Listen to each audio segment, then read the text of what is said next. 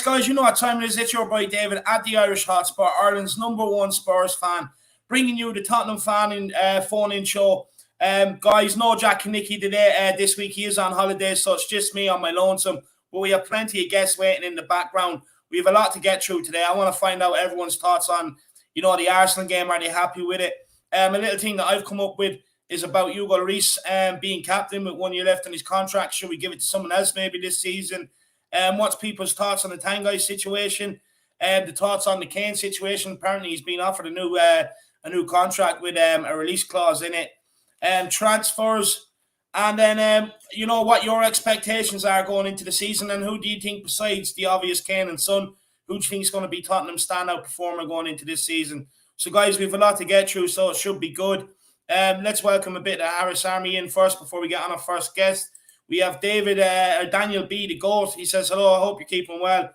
Killian Kenny, sorry, David can't make this tonight. I hope Kane stays. Hashtag Harris Army. Hashtag Coys. Big up, David Harris. Killian Kenny, I hope you're doing well, man. Daniel's in the building. Philip Brady, boat in the background as well. Big up, guys. We have Am Singh. He says, big up. Our man, Amasia. Thanks for the regular show, David. No, thank you for tuning in regularly, my man. Sue Smith, hashtag Harris Army. Sue, I hope you're keeping well. We have Leon. Evening, lads. Leon, how are you, man?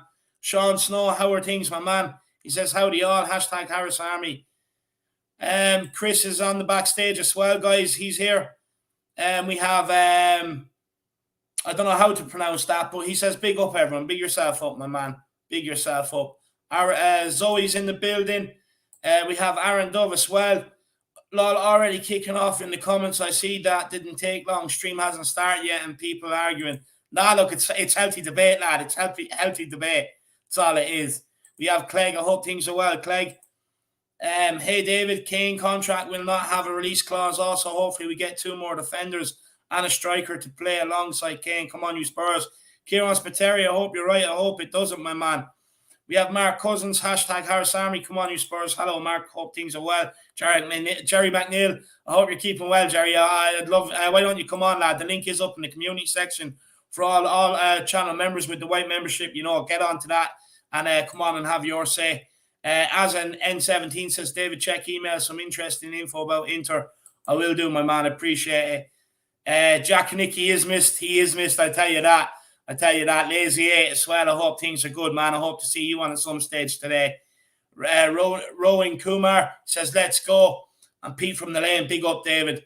Big up, Pete from the Lane. I hope things are well, my man. But look, let's get the first guest on because we do have a few guests that are in a rush. It's Daniel. Daniel, my man, how are you? I'm fantastic. Absolutely fantastic. Especially after beating the scum. Yeah, it was a good result. Were you happy with the victory? And who were your standout performers from the game, Daniel? For me, the standout performer was Jaffa Tanganga. That guy was a monster. Another one was actually somebody who's actually underrated in this performance was Lucas Moura. I saw him actually absolutely fantastic. But he's been fantastic this preseason. I'd say apart from the Chelsea game, he made a few mistakes in that one. But Tanganga for me, and then obviously I'm happy after winning against Arsenal. There's no, North London is Ben White. Ben Shite more like, Daniel. Ben Shite more like. No, look, some good performances there, I have to say. Another question I'm going to put to people today is, look, Hugo Lloris has 1 year left on his contract, right? He's club captain. Would you give him the captaincy for the year, not knowing what his future holds, or would you hand it over to someone else? I would allow Hugo Lloris to continue with the captaincy because he's actually I would obviously want Pierre Hojbjerg to get the captaincy, but I think Lloris actually has a great mentality. I don't know if you remember in the Zagreb game, he was one of the only players to come out and apologize to the fans. He said, "I want to apologize to the fans for this horrible performance." Some of the other players brought the fans up to the conversation.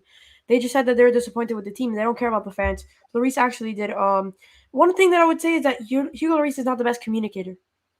Goalkeepers are actually supposed to be good communicators because they're the players that are supposed to be back and they have the vision of the whole field and talk to the players. You got a man on. But so honest, I'll give Lloris one more season, and then when he leaves next season, I'll give it to Hojbjerg, captain. Yeah, that's fair enough. Good analysis there, Daniel. Tanguy is not featured all pre-season. What do you think that's down to? A lot of people are saying that he's got a baby, which I understand, but it doesn't take 6 weeks to get used to having a baby. I Wasn't mean, it? Famous quote by Roy Keane to Robbie Keane. It wasn't him having the baby. but you have to remember as well. Ben Davis played while his wife was in birth, and Yeah, it's not acceptable to take 6 weeks off. And then you have what players? Imagine Hojbjerg. Hojbjerg would have been on the pitch. He would have scored a hat trick, and then he would have got in the car and ran all the way there, and then he comes back 3 minutes later for training. Like, it's just a mentality. Mentality is a big problem with Ndombele. I think he's got a fantastic skill. I think he's got his foot is wand. That man is a wizard. What he could do with the ball is absolutely fantastic. But as Anthony says, there are too many burgers. yeah, 100%, 100%. And the thing is, look, it's three different managers now, same sort of results.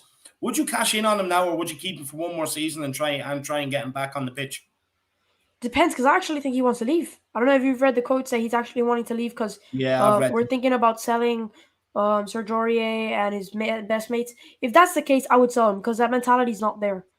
But look, another thing is, as you said, there three different managers, 2 seasons.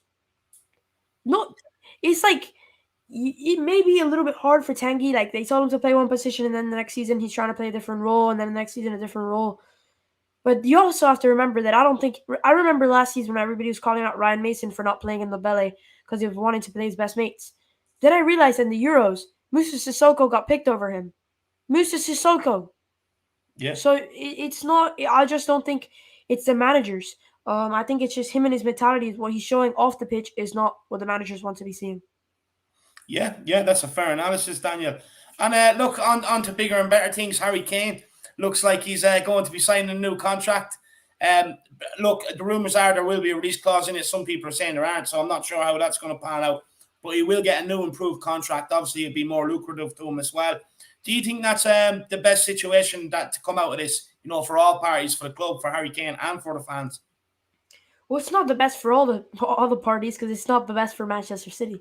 But look, Harry Kane. I just think that what happened in the past few months, the statement that he came out, obviously, it hurt him when he got the response from the fans.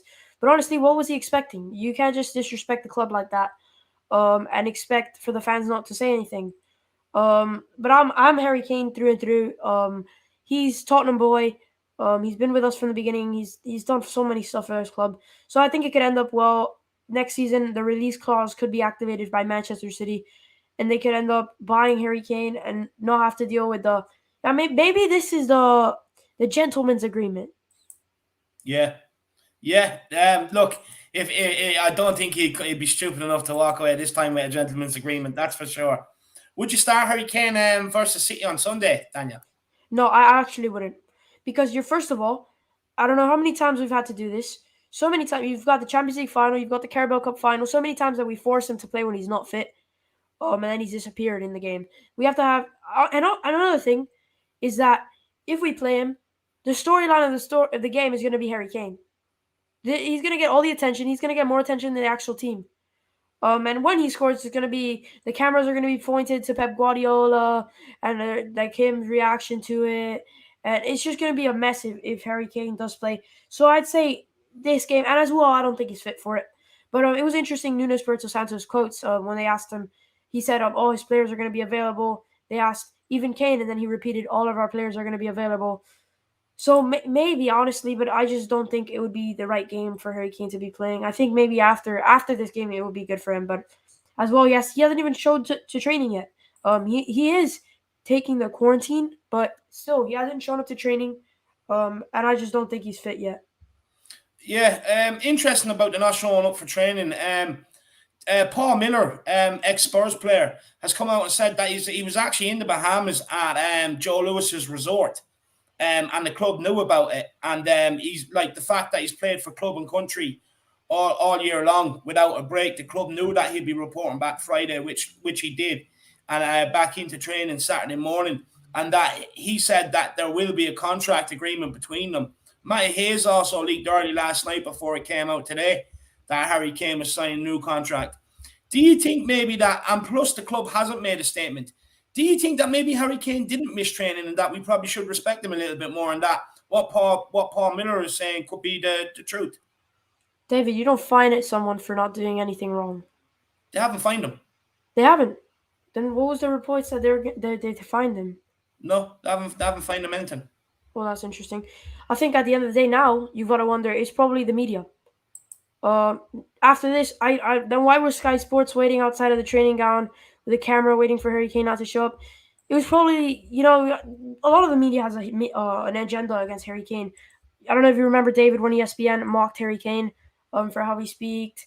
Yeah. And Sky Sports were talking about he didn't how they think that he's not a big player and he's win trophies and that he needs to come to Manchester United. And then when Roy Keane was talking crap about Harry Kane, and then after he heard that he was coming to United, he said Harry Kane is a top player.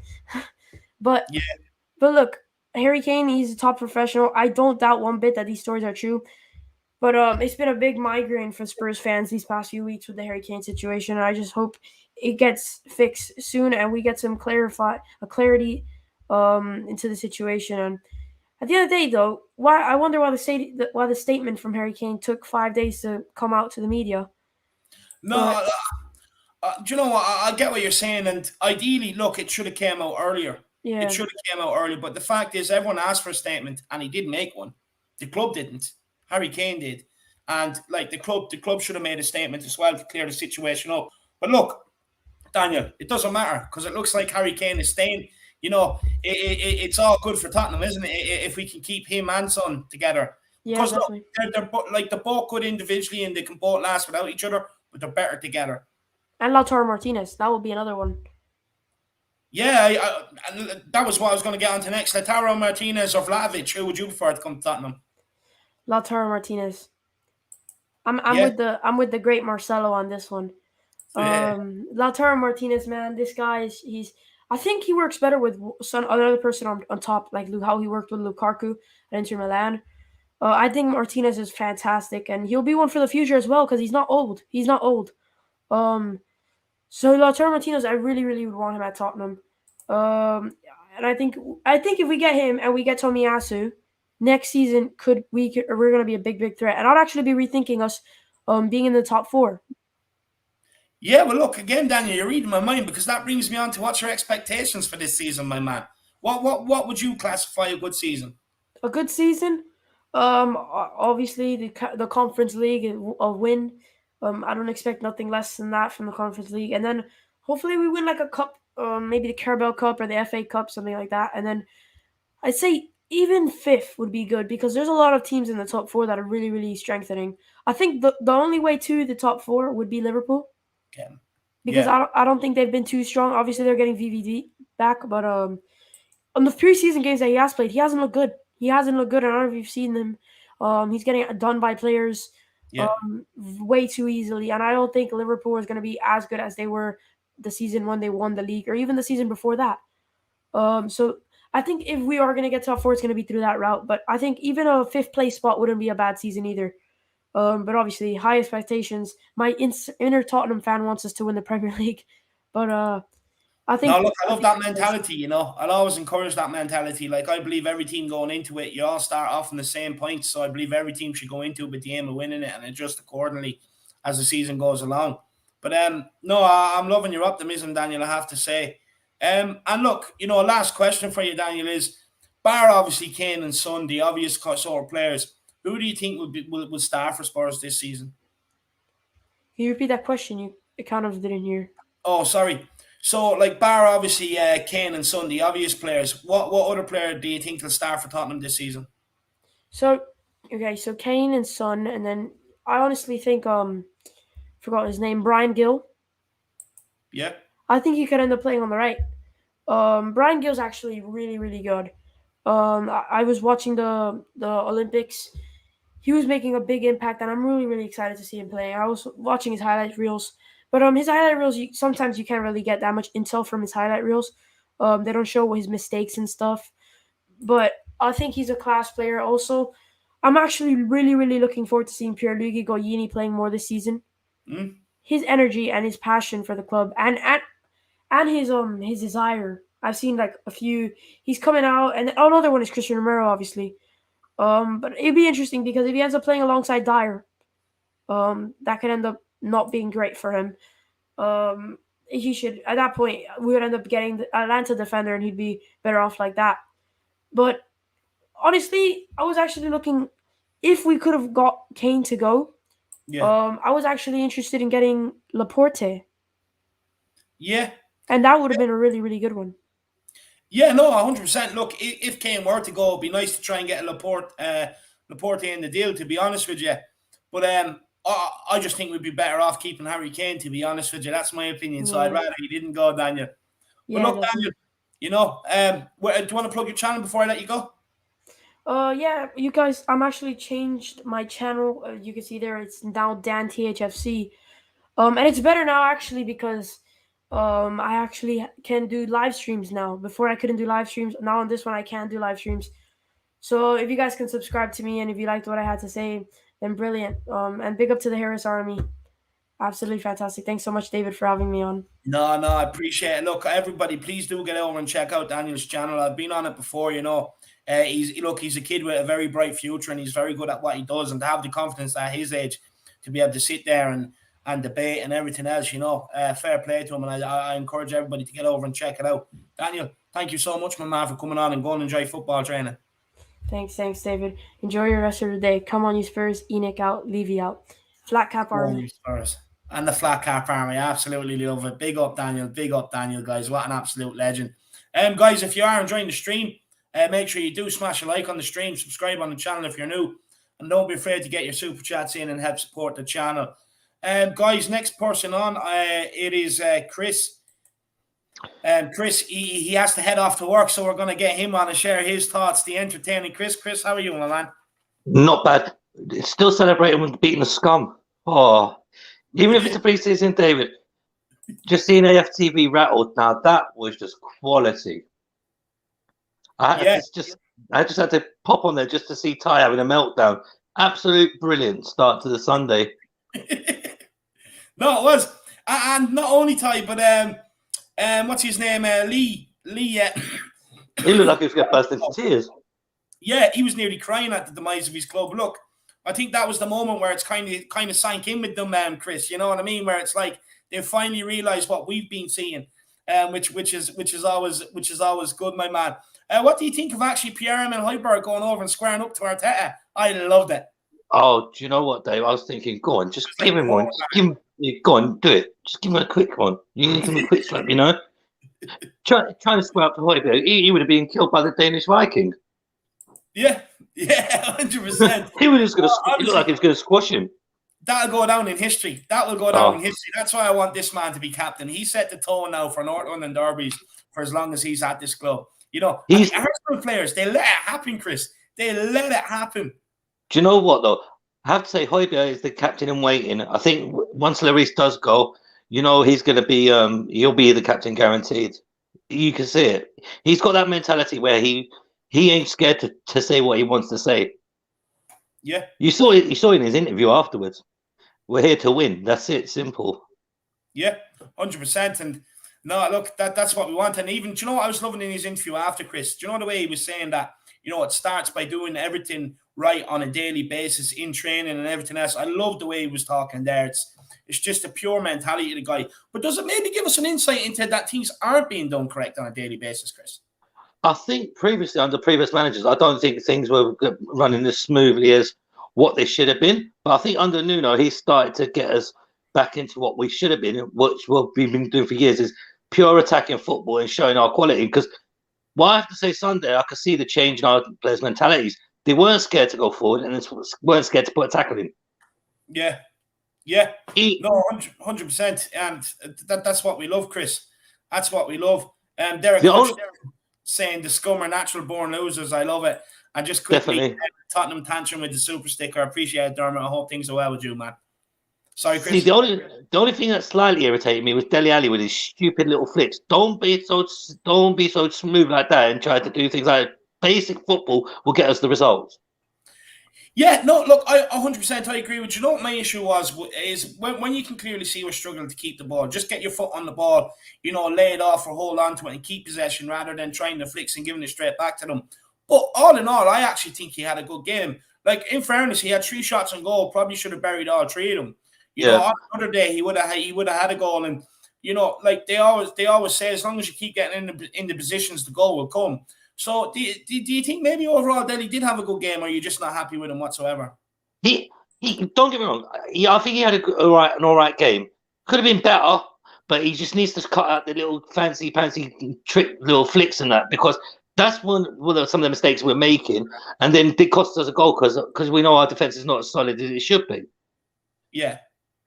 Because if you did something like that against somebody like Man City or another decent team which has got quality players, they're going to punish you every single time. And that's the mistakes we were making last season, and it can't happen again. Yeah, 100%. And I think fitness as well kind of punished us last season as well. And hopefully we've got that under control as well. Look, Chris, Ndombele, what do you make on the situation? Look, he hasn't appeared all pre-season. Rumours are he's considering his future once again. Don't get me started on him. Ndom Cheeseburger, I swear to God, yeah, he wants to complain about, he's not happy the Dead was going. He can get in the car with Bobo and Musa Soko and go back to the airport, man. 2 years we've had him, David, and he's not been fit.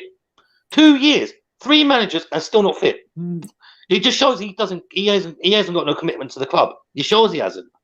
Yeah. Because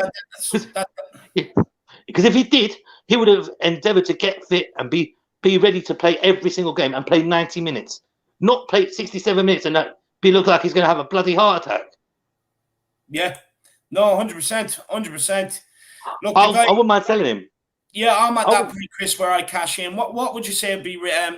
Obviously, I don't think we'll get what we paid for him, but what would you take?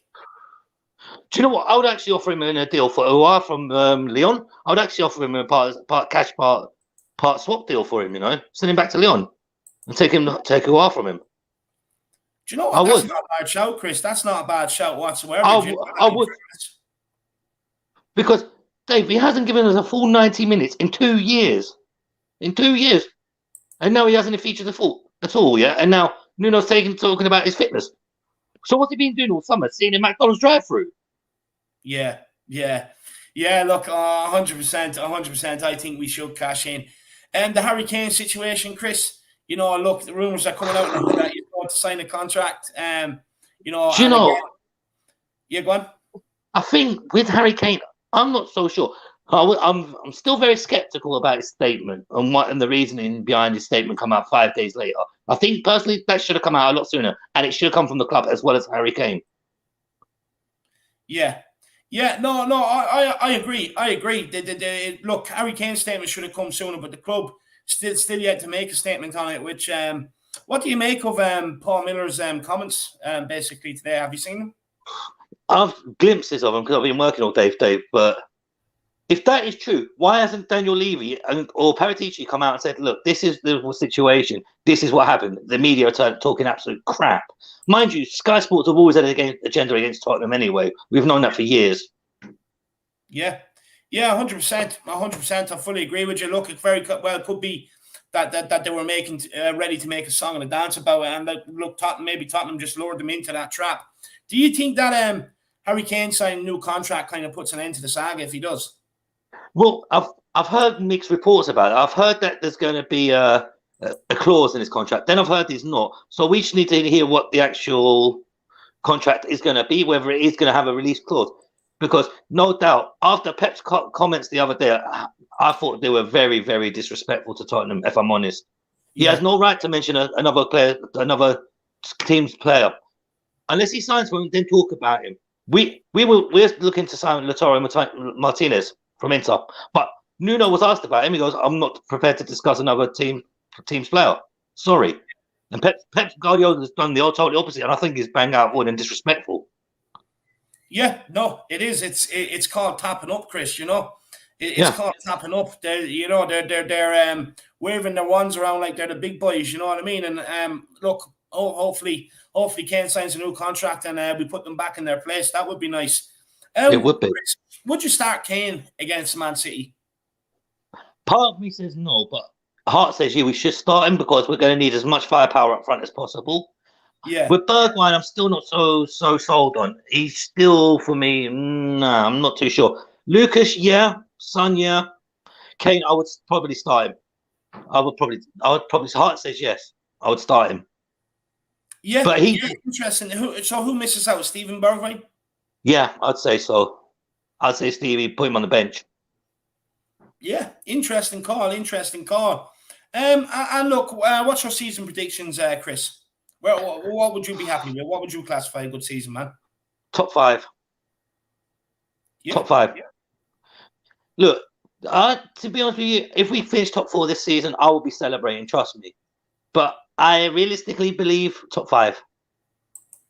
Yeah. Look, that's I think it's definitely achievable. I do think we can crack a top 4, especially if we get in another striker. I do believe we can definitely take a crack at top 4, especially if we get another centre back in too. Chris, Barr, Son, and Kane. Who do you think will be a standout performer for Tottenham this season? Maybe Ndombele if he does get a run of games, maybe.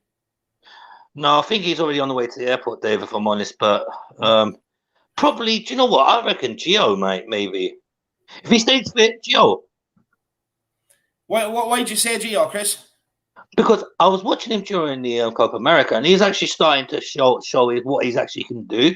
So I'm thinking if he stays fit, because look, he came on the pitch within 5 minutes against the Scum, and he's already put the ball into Tanganga, and Tanganga's put it straight in for Son 1-0. So because I think Gio, he's got that bulldog mentality where he can drive the ball forward. So I think Gio, if he's given a chance.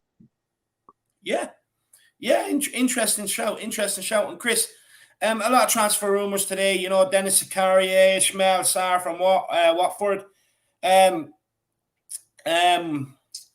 The Inter Milan player, Lautaro Martinez. Sorry, escaped my mind there for a minute. And Vlahovic. With Lautaro Martinez, as far as I'm aware, it's kind of down to Tottenham agreeing personal terms with him because Inter's financial crisis is very, very worrying at the minute. Who do you think we will get in out of all them links? Do you know what? I've got everything crossed. Yeah, it's Lautaro. He is quality. I can't fault it. I want Lautaro. Yeah, I think he'd be very good for Tottenham. To be honest with you, but we need a centre back as well. So we still need another centre back because. What centre back would you like to get? Oh, possibly Tomiyasu, possibly because he could play a right back or a centre back. Yeah. I was only saying that to I think it was Marcelo yesterday or the day before that. That Tomiyasu will be a good signing because he can double up his boat as well. Another player, just quickly before I let you go, Chris, is Japhet Tanganga. Do you think we should keep him as in the squad and play as a right back? Look, I know he has a chance of going to Turkey on loan, but do you think he should back himself? I don't want him to go on loan. Personally, I don't want him going on loan. Definitely not. I'd rather have him as a squad player. Because I'll tell you what, he put on a hell of a show against the Scum. He put a shift in. Yeah. I have to say, he was one of the best players on the pitch. Yeah, and even for the assist, Chris, the way he went and won the ball back, I think it was off Kieran Tierney. And, Lo Celso took over. But then the way, Granit Xhaka tried to ride him. And he just threw him off him and then found put him on his arse. Yeah, it was great to see, wasn't it? Oh, definitely. Just seeing Xhaka just fall flat on his arse and Tanganga just shove him off like he wasn't there. Absolute brilliant. I have to say, I wouldn't ship Tanganga off online. He's not worth it. I think we should keep him in because he actually looks. If he stays fit, I think we've got a good right back there. So he just needs to learn to play straight. I can't watch Doherty. It'd be a very interesting defensive sort of right back as well, because he doesn't get done too easily. No, not at all. I can't do within this season of Doherty, and no, sorry, no, not for me, not for me. No, I fully agree. Not for me. I can't. I'd rather have Tanganga there because. Okay, he's still a bit inexperienced at the right back, but I think with Nuno that he might be able to guide him in the right direction to play in that position, or like a right-sided centre back. Because I know that Nuno likes to play back three, so quite possibly a right-sided centre back. Yeah, 100%. I fully agree, Chris. Well, look, Chris, thank you very much for coming on, my man. I'll let you go. I don't want you getting fined for being late to work today. Oh, don't worry, Dave. Still working from home, so they can't say nothing anyway. Look, happy days, so lad. Happy days. But it's just an early start in the morning, that's all. Just tell him that Ndombele is keeping you late up at night. Yeah, I'll just tell him I was stuck behind him in the drive-thru at the McDonald's. I couldn't get past. You know what I mean? 100%, Chris. Well, look, thanks very much Anyway, for being on, man. Come on, you Spurs. Inage out, leave you out. In Nuno we trust. I absolutely love it, Chris. In Nuno we trust, and come on, you Spurs, my man. I'll see you later on. Big up, Chris, guys. Big up, Chris. What an absolute legend. And Tottenham Tantrum, new channel member. Big up, Dermot. I hope things are well with you, my man. I appreciate the support. And the link is up in the community section if you do want to come on and have your say. Maglea says Pep can do one. Hobo on the touchline with his hoodies looking like a twat. 100%, Ellie. I couldn't agree more. Guys, look, the next guest, we have so many lined up for you guys here tonight. So the next guest we're going to bring on is my man, Philip. Philip, how are you keeping, lad? Hi, David. Yeah, great. 6 days ago. Good to see you back. Yeah, I'm a bit out of touch, actually. I've been catching up there on the previous guests. I was. You away on holidays again? Not really. I was down in Wexford for a couple of days. So. Yes, that's always. You have the life of royalty, huh? Sure. You're in Donegal. Anywhere, so it's a lovely country we have here. Might as well go and see it. No, it's true, 100%. It is a lovely country we have. So, I encourage everyone to get out there, especially into the countryside, and enjoy it. You're dead right there, Chris. Well, look, Chris, or Philip, sorry, where do you want to start, my man? Sorry, say it again, David. I lost you there for a second. Oh, sorry. Where do you want to start? There's so much to talk about. Where do you want to start, lad? Well, I suppose the burning question is Harry Kane. Has he been offered a new contract? And if he has, is there a release clause on it? Just check the date on the release clause that it's actually after the 31st of August. Because put it before it, we could be in trouble. I don't know. I really don't know if who to believe or what to believe here. I mean, you have Sky Sports nearly discussing what position he's going to be playing for Man City. Yeah. You have Pep Guardiola tapping him up completely. It was Stephen Warnock, who's not even a striker. Showing how he's going to fit into City and everything else. It's embarrassing what they're trying to do. Yeah, well, they've been, as I think Chris said before, they've had an agenda against us for years. This is just the latest example of it, as you know, I'm with you. I hope Harry Kane stays. If he does stay, he's got to be there. He's got to be happy to stay, and not to be, sulking, going into a game half-arsed. Yeah. He's got to give his all, because I think if a fit Harry Kane, a focused Harry Kane, we can do better than top six. We can do better than top. And if we bring in Martinez into that squad, I think we've got the makings of a very, very positive season ahead, No, I fully agree. Do you think we can get the Lautaro Martinez deal over the line, Philip? Because he does have 2 years left on his contract at Inter. He's only on 45k a week, so he can just double his wages if he wanted to. Yeah, I think. And they have to sell. I'm going to decide this one, because they seem to be really in a bad way financially, and they may not even have a say in whether he goes or stays. They say they're going to offer him a new contract and this, that, and the other, but they're also talking signing up. Is it your man Dzeko from Roma? Yeah, I believe that's actually a done deal, I think. Yeah, well, if they're bringing in cut price strikers, Dzeko must be nearly 40 at this stage.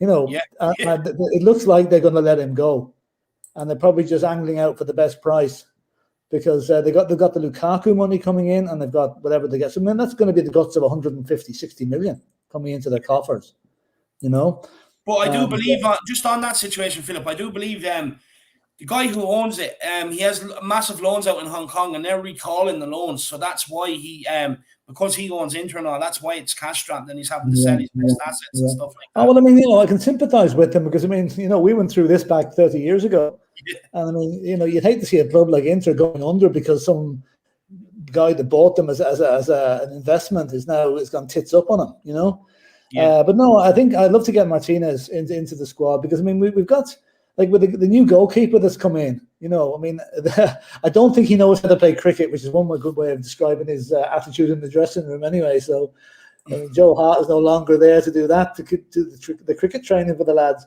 No, he's there. Romero is going to be a class act. Romero is a class act. He is. If we get Tomiyasu in, we got Tomiyasu and Romero. Sorry, Tomiyasu and Martinez, with what we've got at the moment. Keep Tanganga. Don't send him out anywhere. He's too good. Then I think we've got the makings of a really good squad with Harry Kane leading the line. I absolutely love that, man, and you're getting me pumped. You're getting me excited, man. You're getting me excited. Stop it, Philip. But look, just speaking of that, so you're excited going into the season if we get them deals done. Where do you think we can finish this season, and what would you say is a good season for Tottenham? Well, I mean, you know, again, I mean, you know, I'm positive on this. Like I was, top 6 was my previous, you know, suggestion. I think Chelsea and Man City, they've got first and second knocked up. You know, that's not going to change. Liverpool, I don't think are the force they were. In fact, I don't think Man United are the force, even though they bought Sancho. I don't think they're going to be as good as they were last season.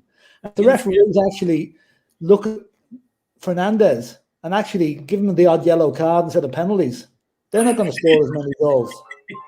You know, I mean, what that guy got away with last season was criminal. You know. Yeah. So no, I think we've got a okay. 4th would be a fantastic season.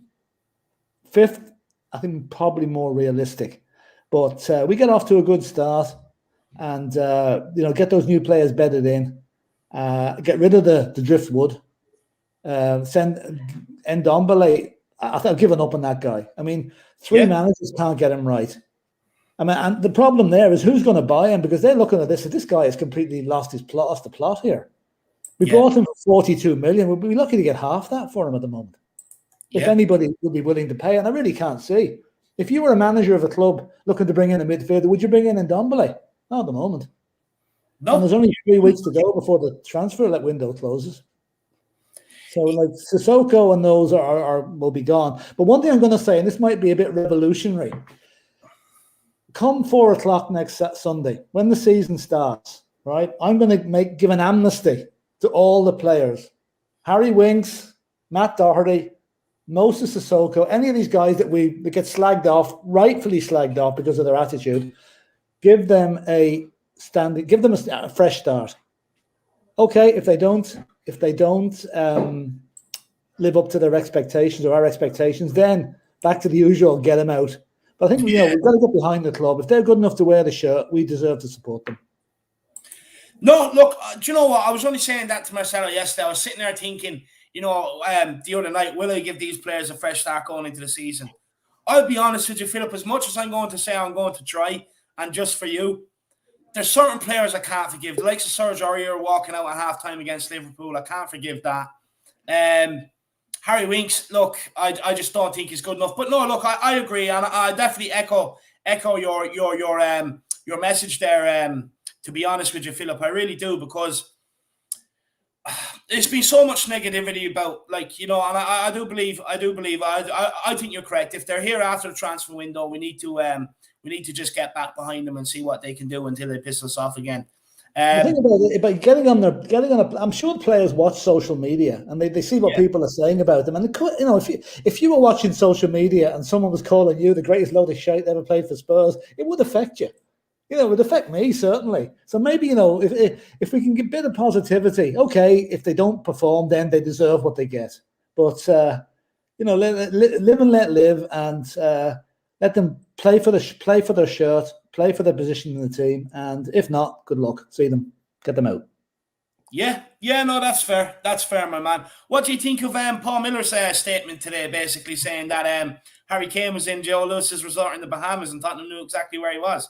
Well, I think this is I'd be inclined to believe Paul Miller, because he's a lot closer to the club and people in the club than the guys in the press making up these stories. I would say the only fault here was on Tuesday or last Monday, whenever this went out that Harry Kane hadn't turned up for training, the club should have been out like a shot with a statement saying Harry Kane is not due back until Friday. That would have knocked it on the head straight away. I'm inclined to believe Harry Kane's version now, to be honest with you. I think a lot of the other stuff was made up by the press as another agenda against Spurs. But again, it was a failure of our PR department to get on it and get the truth out there. Yeah. Do you know, wise words from a wise man, guys? Everyone listen to what Philip's just said. You know, couldn't have summed it up better myself. Philip, moving on, looking into a bit of the City game. 2 questions I have for you. Would you start Harry Kane? And centre-back choices, who would you play centre-back? Because it does look like Romero will be out. I think we've made two mistakes in bringing Harry Kane back too quickly in previous important matches. Like if he's only been back training for 3 days, he's not going to be fit. There's no way he's going to be fit. At best, I would put him on the bench because the sight of Harry Kane on the bench is enough to scare any team. And if it's a tight match, bring him on for the last 20 minutes. He'd be good enough for that. But I think it would be a big risk to pay him at the start. He'd be a yard slower than everybody else who's had their full preseason. So have him on the bench and just, if have him run up and down the touchline a few times, put the fear of God into the City defenders. They think he's coming on, As regards the centre backs, well, I don't know if we got much of a choice, really. I mean, it looks like it's going to be Dyer and Sanchez, because I can't see Romero being fit. And that's going to put extra impetus on the guys in front of him. So, Hojbjerg and Skip are going to have their work cut out to cover for those two boys. In fact, I wouldn't be a bit surprised if there was a third sort of more defensive-minded midfielder put in for this game. I know it's not the thing you do at a home game, but I think, needs must. We don't want City to run riot against us in the first game. Yeah, no, geez, we definitely don't want that, But I do believe there's no better time there to play City than the first game, Philip. That's my opinion. Well, they're slow starters. They generally are slow starters. Plus the fact they got beaten Wembley last week. So are we, though. Traditionally, our first 5 games are usually poor enough too. Well, we have to hope. I mean, it's better to get City out of the way in the first game than play them when they're really in form come Christmas, when they're hammering everybody. Yeah, that's true. That's true. Do you think we'll beat City? Yeah. I mean, we've beaten them 2 or 3 times recently at home. Okay, it's been tight. We've been on the back foot and we've beaten them with breakaway goals. But yeah, I think I'd be positive. I mean, I don't think I'm never going to say Spurs are going to lose a match. Go into every match with positivity. I think at worst we'll get a draw, but I have a sneaking feeling we're going to win it, and I also have a sneaking feeling that Son is going to be the man. Yeah, he's buying them in there for fun in pre-season. Yeah, he has been, to be fair, and he's made some very intelligent runs pre-season. He's been all over the front line. He's worked hard. And look, I don't care who's the man, to be honest with you. I just want someone to be the man, Philip. I just want to get off to a good start, I don't we'll all be thinking we'll win the league if we beat City. Well, we've a tough start. We've a tough few games. I mean, Wolves away in the second match is going to be a tough one too, Yeah, we have Wolves, Palace, Arsenal, Chelsea. Yeah, it's a tough start, but then again, there's going to be an easier patch during the season where once we're bedded in, So no, I think we'll be pleasantly surprised come the end of August where we are on the table. I hope so. I hope so, Philip. I really do. Anything else you want to address? No, let me see. No, I don't think so. I just see Rangers got knocked out of the Champions League tonight, which is. I didn't watch it. Did they get knocked out? Yeah, they got beat 2-1 at home, and the other crowd were down to 10 men for the whole of the second half. No way. Yeah, absolutely. They were winning 1-0 at half time, and they lost 2-1 So you see the mind games their manager played. He was like, "Oh, they need the money and all." Oh, I tell you, the Celtic boys would be happy this morning, now this evening after that, Jeez, they will. Let me say anything more about Spurs. No, I just like the way Nuno is going about this. I just feel there's a quietly building up a steely resolve among those players. The mood in the dressing room seems to be good. I don't think the Harry Kane thing has affected it too much. I think Hojbjerg's little altercation with I won't name him, the scum manager yesterday was classic. I mean, that was just brilliant. I mean, it's, as somebody put in one of the comments earlier, Dave McKay would have nutted him, Yeah. Philip, can you believe that the Arsenal players allowed that to happen? Yeah. Oh, I don't know. It was brilliant. I mean, it's one of those defining moments, like Hojbjerg, I'm back, lads. I'm going to do what I want this season, Who I actually, just on the captaincy thing that was mentioned earlier, I never have been a fan of goalkeeper captains. Yeah. Now, I wonder, is there going to be a little clause inserted in Harry's contract that he's the captain? After all, he's England captain. Does he want to be club captain as well? But my man is Hojbjerg. Hojbjerg is the only man that has to be captain of that team. Has to be, especially after yesterday, what he done. Oh, yeah. I mean, good God. He's just, it's he's now become a Spurs legend, not so much for his football, just for that one particular moment in time. You know, when he clashed with your man on the touchline, brilliant. That picture will go down. If someone screenshot that'll go down in history, Philip. It'll go down, in history. That picture. It'll be the Dave Mackay, Billy Bremner one all over again. Brilliant. You know, I absolutely loved it. Just seeing him towering over him, sending the little sewer rat back into his little white box. It was absolutely brilliant, Philip.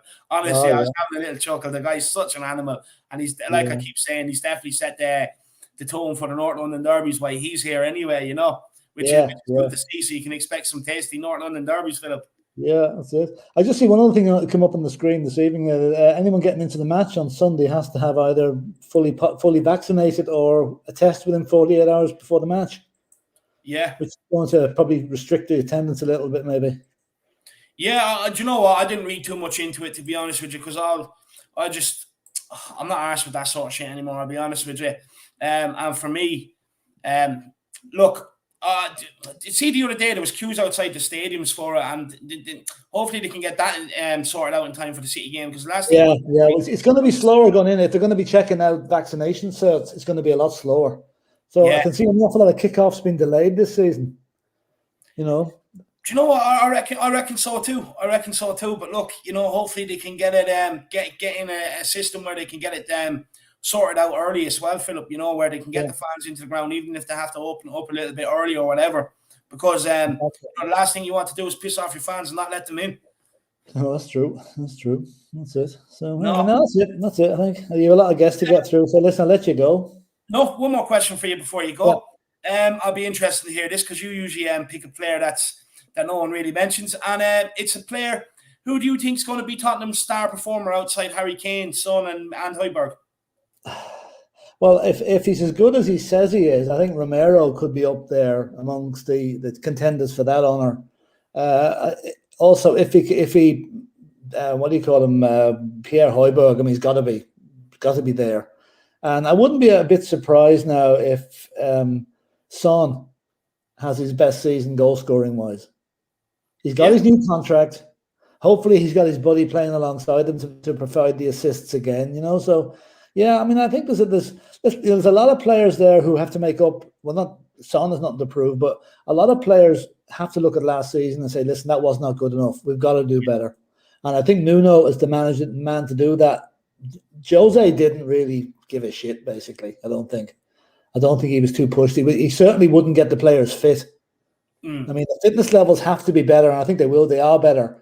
But so all those little things pushing together, I think we're going to finish at least 4 or 5 places ahead of Arsenal.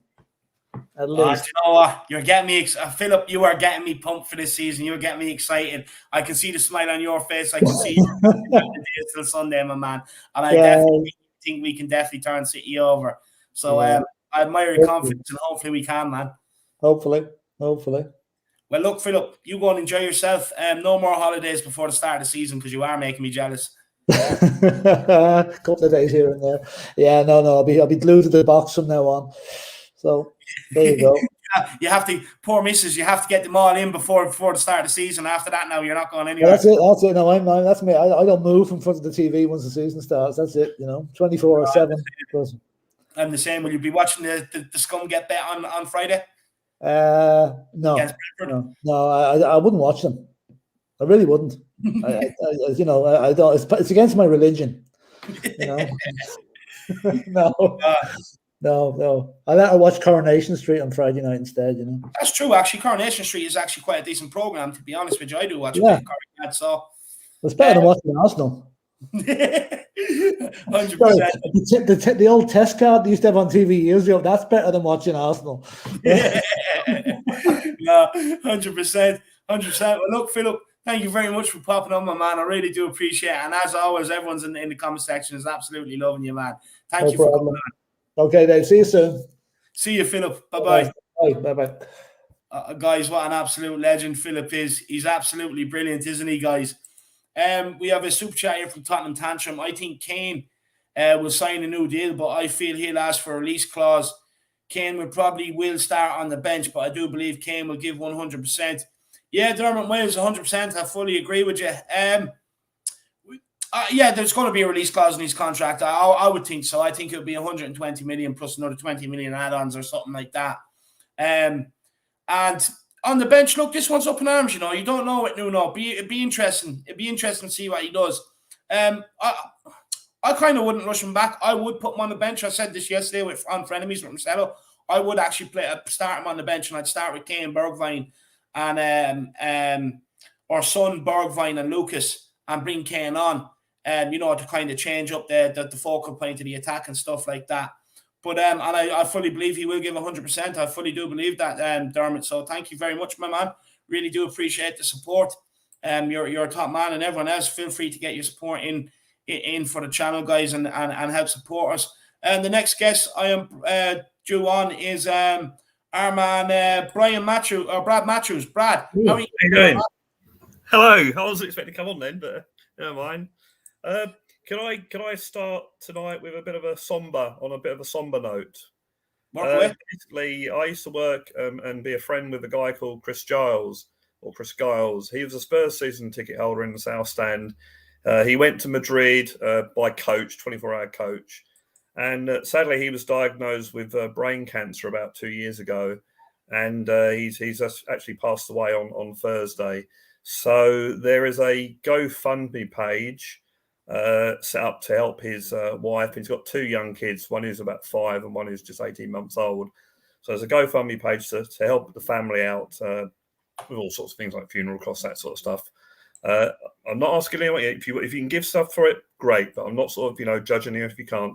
If you go to my Twitter page at Brad Hojbjerg, there is the actual link. You'll see the picture in there and the link. So if you can, that'd be great. But that's what I better sort of say. No, 100%. And look, I'll put the link underneath this video when I'm finished, and I'll put it underneath thanks, David. The next couple as well, Brad. We'll do everything we can, 100%. Yeah, but sorry to start on a someone. I'll put the hat on now. No. Look, you're all good. It's all for a good cause, I'm sorry to hear that as well. Look, Brad. The Kane situation. What's your thoughts now? Apparently, he's getting a new contract. Well, I mean, I seem to think that, what everyone's saying, it sort of makes sense, really, if they give him a contract with a get-out clause, because then, it guarantees that we get him for at least a season. 2, it more or less guarantees a fee, because there's obviously going to be a fee in there. And 3, it means that we've got a chance now to try and convince him to stay, effectively. Yeah. And under Nuno, if we win a trophy, if we get top 4, which I think would be a minimum to keep him to stay, we might be able to convince him by the end of the season that, hey, look, this is where you should be.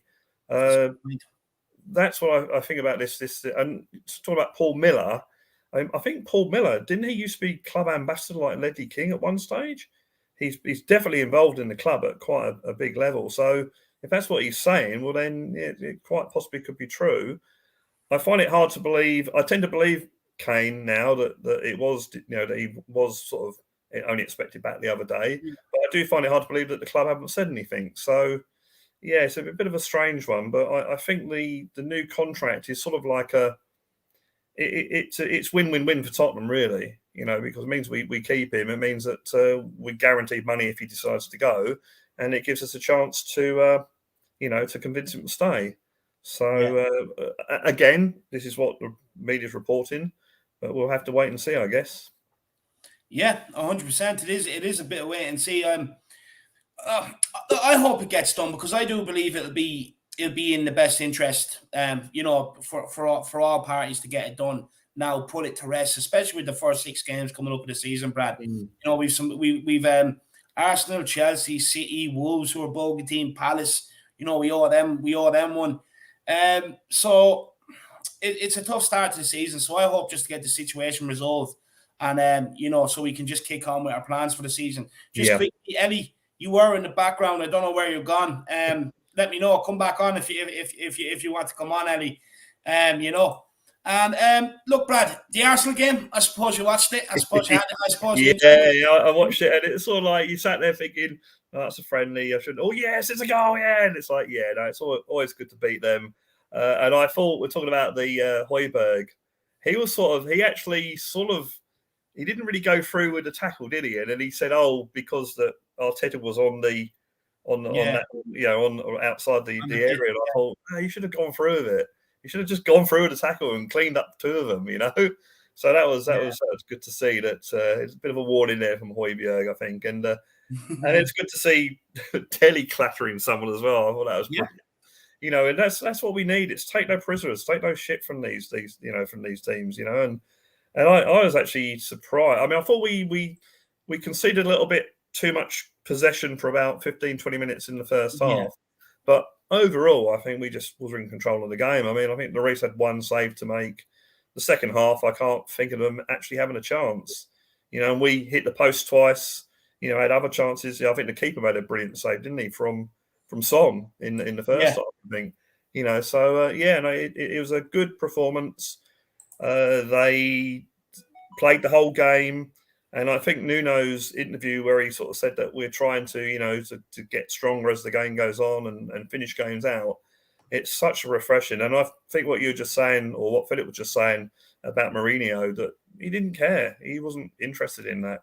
He was quite literally there on his reputation, which I think died before he even went to Man United. But yeah, I think Nuno you can see that, he's behind the scenes, it seems to be running quite smoothly. He's getting them fit, and this sort of, we finished so many games slowly last season. Yeah. And this season, hopefully, with a better defence, that might hopefully be a thing in the past. So, yeah, I'm quite quietly and sort of very happy at the moment what's going on there. They seem to have a spirit there now, which was lacking last season. They didn't want to be there anyway, put it that way. No, 100%. I couldn't agree more. And look, I do think with Romero coming in, it will definitely take away a bit of the soft underbelly that we have, a bit of soft touch, especially with Skip and Hojbjerg in midfield with Romero behind them. You can get another one in behind that or beside him. You're absolutely cooking. Brad, the Harry Kane as well. Would you start him versus City or would you put him on the bench? You know what? I've listened to the three people on here so far. I like what Daniel said, that it's going to be a circus if Harry Kane's playing. And that's where the cameras are going to be and that sort of thing. At the same time, it'd be brilliant to see him start, knock a couple of goals in, celebrate, kiss the badge and all that sort of stuff. That'd be great, because that'd be like two fingers up to sky, But that would be how my heart would like to see it. But I think realistically, is he going to be match fit? I don't know. He's only just started training. And it seems from what Nuno's been saying that, they obviously monitor that quite strongly.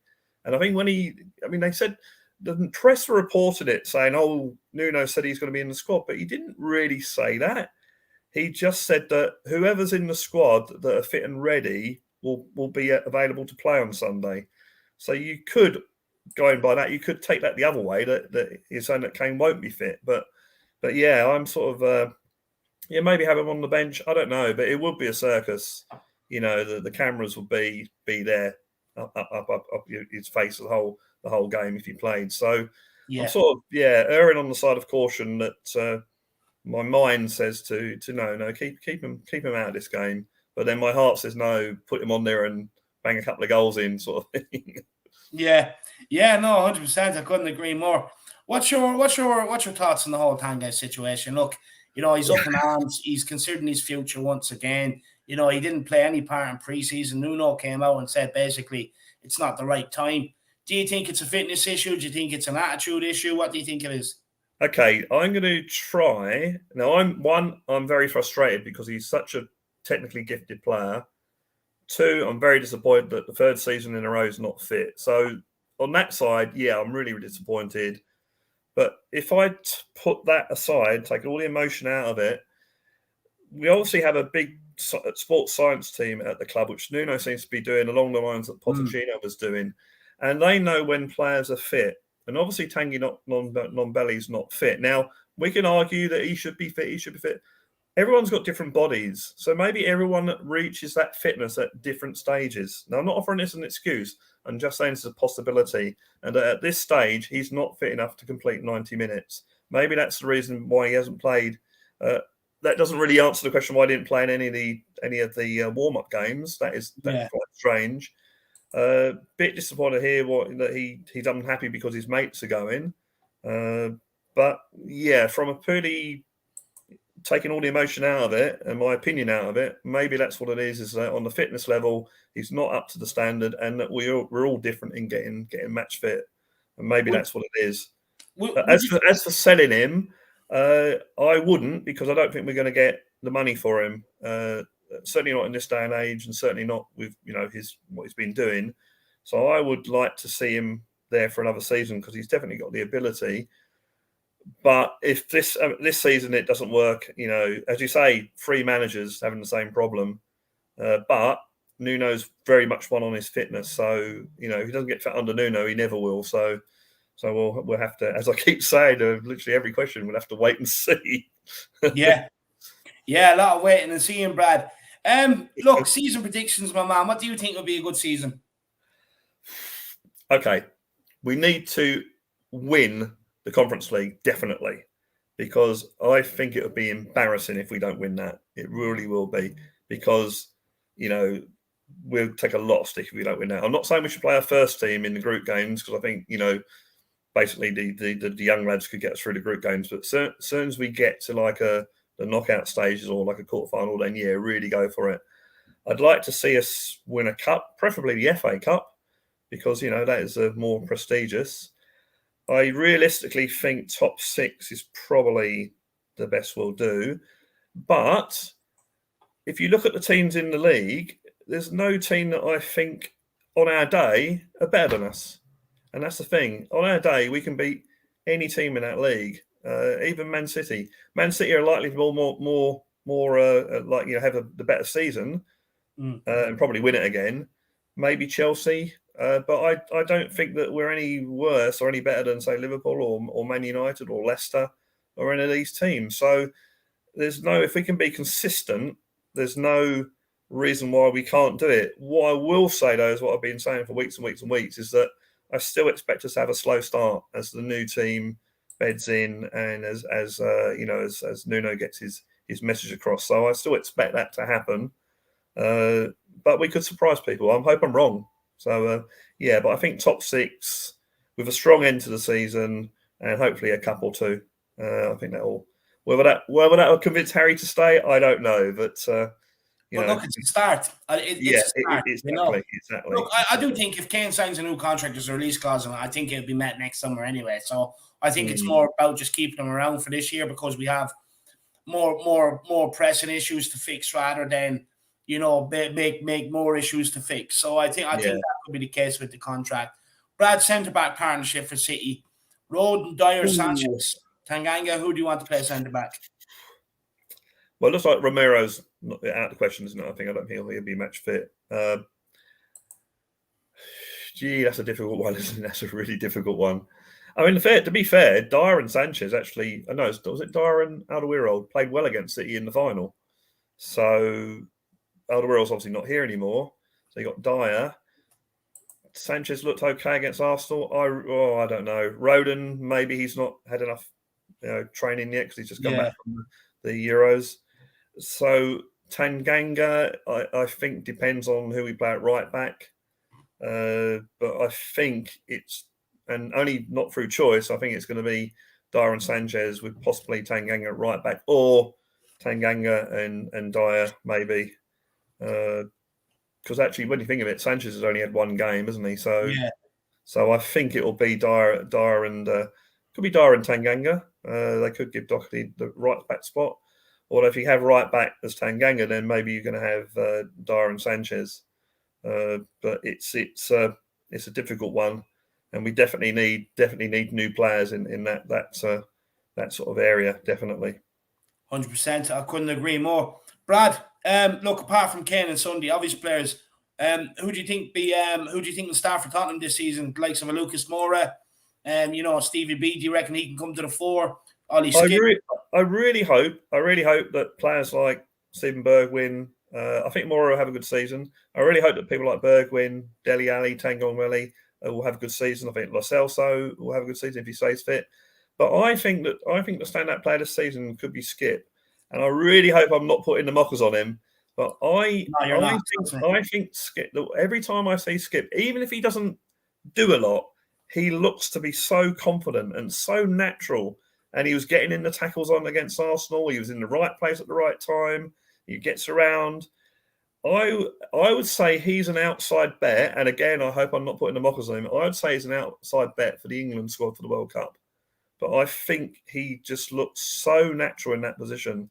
And it just showed. I mean, when Winks came on, and let's face it, Winks was the up-and-coming midfielder 3 or 4 seasons ago, but he looked so much better than Winks did.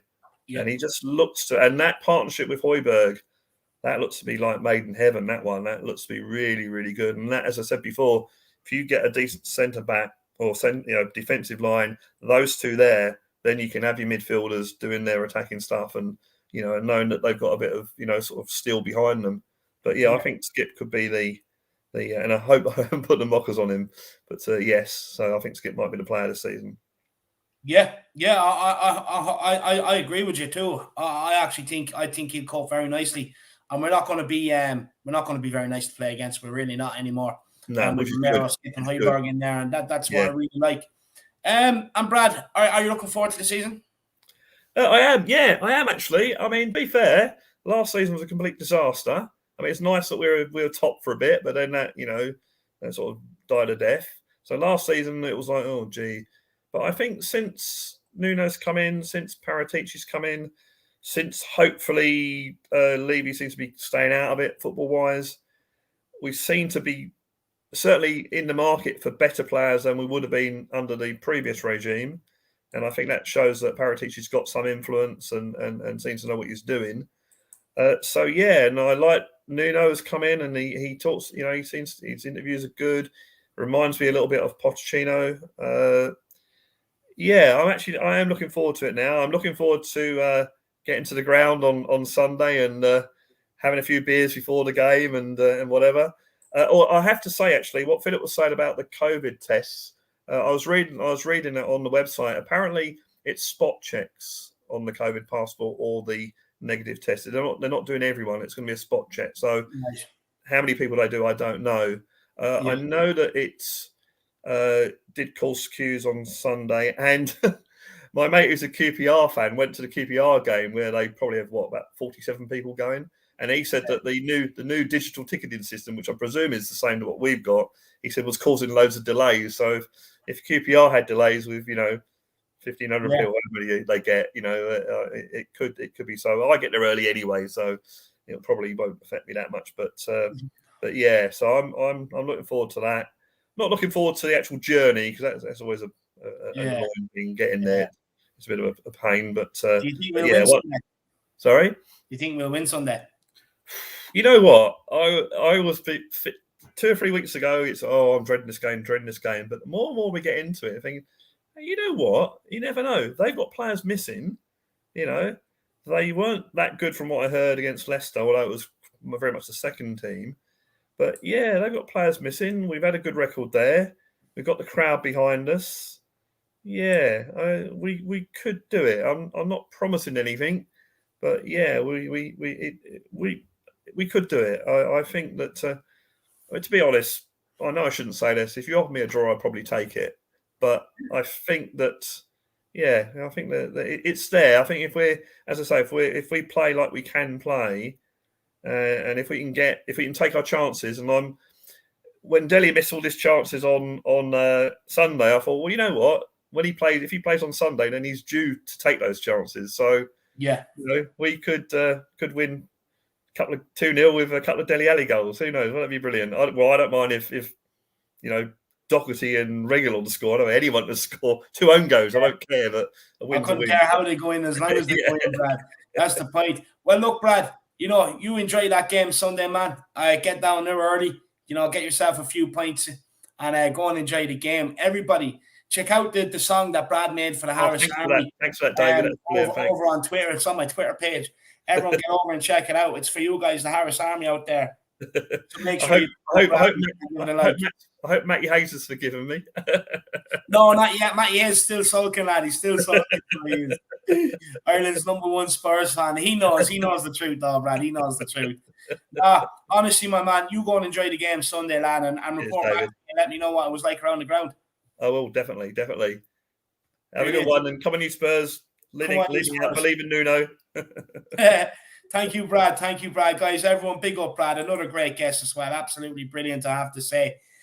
So, guys, what we coming up next, we have Mr. Daigle, then we have Mark, then we have Captain Turk, then we have Marcelo, Nick, Ellie, and Shamu. So we have a good few to get through, guys. So stay tuned. Make sure you do smash a like on the stream, a subscribe on the channel if you're new. If you're a channel member and have a white membership and you do want to come on, the link is up in the community section. You'll see it there. Click the link and come on. And look, don't be afraid to support the channel and get get your super chats in and help support the channel, guys. But look, we'll keep plowing through, guys. We'll keep plowing through. We'll get the next guest on, and it is Brian Daigle, the man himself. Let's get him on. Brian, my man, how are you? Oh, you're on mute. I'll unmute you. Man, good to be back on your channel. I was talking to you on WhatsApp as we do, and as like I said, I get withdrawal symptoms when I don't speak to my man, so it's a pleasure to be back on your show. No, it's good to have you. Good to have you, I believe, under a new name. Yeah, Tottenham on tour, mate. We've started a new channel, both myself and Brian Ireland. We had to with Tottenham away, we realised with me and Brian now working Monday with the world going back to normal and having daytime jobs, we just couldn't commit to the shows that obviously we'd set and structured. And then obviously when it came to monetization and where do we register everything, do we do it in Canada? Do we do it? It just became a bit of a nightmare. So very amicable. I can't say that word. Amicably. Thank you. We went this way. So Tottenham on tour was formed with me and Brian Ireland. Thanks, Adam. So yeah. Well, look, let me wish you the best of luck on your on the new channel, lad, and on your endeavours. And I'm pretty sure it'll be a success like you made at Tottenham away as well. So make sure everybody get over and check out Tottenham on tour. It's the two Brians. If you enjoy the two Brian shows every Friday, it's the two boys. Make sure you get over there and check it out and get your support behind them. But Brian, my man, the Arsenal game, happy man? Oh, mate, you know what? As I was saying to you as well, we spoke about this. That's when we last spoke, actually. And I'm like you, mate. The word Spurs Arsenal friendly is the biggest oxymoron I've ever heard because it doesn't exist. There's no such thing. Always, as I've said all the time, anytime you beat them is brilliant. Every goal that is scored against them is goal of the season. And that's it. I don't care if it's a 1 yard tap in or a 30-yard screamer, it's goal of the season. And do you know what? I was very worried at the start of the season as well to think where we'd be because of the mess we were in and everything.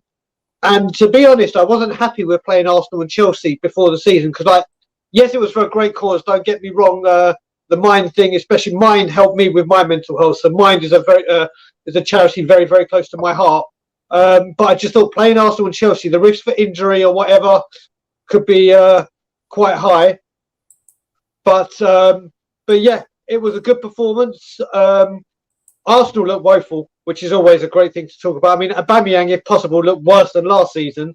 And long may that continue. But three really. Tanganga was simply brilliant. I don't want him going out on loan at all. I think he's a star in the making, a real superstar. And most importantly, and I think he's been amazing all season, is Lucas. Yeah, has been absolutely outstanding, and I think this is going to be his biggest season. One of the things I think with Lucas, I don't know what you think about it.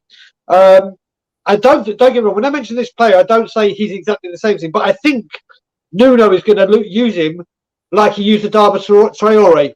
All right, he hasn't got the build, but his pace. And you know what it was like when you get the ball deep, give it to him and let him just run.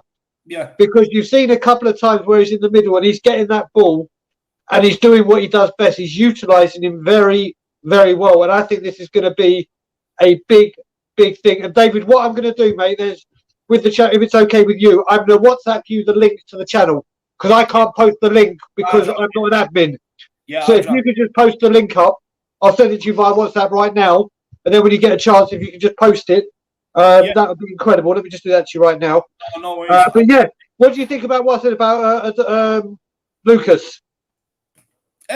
Look, with Lucas, I called it earlier on, even before the Arsenal Chelsea game. I actually think he's going to have a massive part to play with Tottenham this season. I really do. What I've noticed is that although he's positioned and started out on the right, he doesn't actually end up there. He drops into the middle a lot and picks up the ball, which is a very interesting tactic. Yeah. See how that goes. He's added end product to his game this pre-season.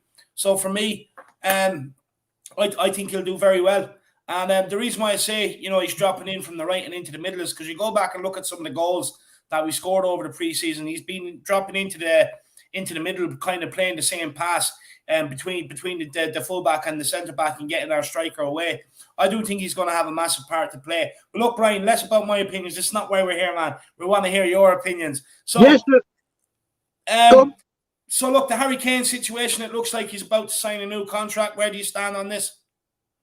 I'm so bored of this. I'm literally so bored of this. And it's like, you got to look at it.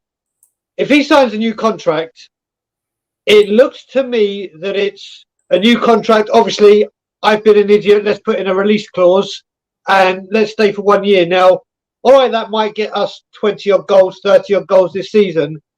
But you know in the back of your mind, he's going. And then you also got to think, right now we're talking, let's say, anywhere between 130 to 160. Let's just say that's kind of the number that people we might buy it. And you look at it and you think, that's with 3 years on his contract. He could get, we know he's going to get an injury at some point. There's no point thinking that he's not. That 130 will go down, obviously, because it's another year on his contract gone. If he gets one more big injury, then this is a big problem. Yeah. And I've been saying for a while, whether he stays or he goes, what we've got to do now is plan for the future without him. Because there is going to come that time where he's gone. And it's like, what I love with you and me were saying this a lot about Lloris and getting in a goalkeeper now. Yeah. Before he goes next season, then everyone knows we need a goalkeeper. Yeah. And not only have I been impressed with Galini, but the way this deal has been structured is fantastic. Yeah. Is absolutely outstanding. And I just think that we need to do that with Kane. Whether it be a Martinez, I can't say his name, I'm not going to say it, the Fiorentina guy, Vlahovic. I'm doing it right, Jesus Christ, it's only taken 15 You have to have an Irish accent to get it right, Brian. Yeah, I always stumble, so I keep going, that dude from Fiorentina. But yeah, if we get someone like that in, whether Kane, if he stays or he goes, at least there's that striker there ready, so it's not a blind panic, and everyone knows you need a striker. I'm bored of it.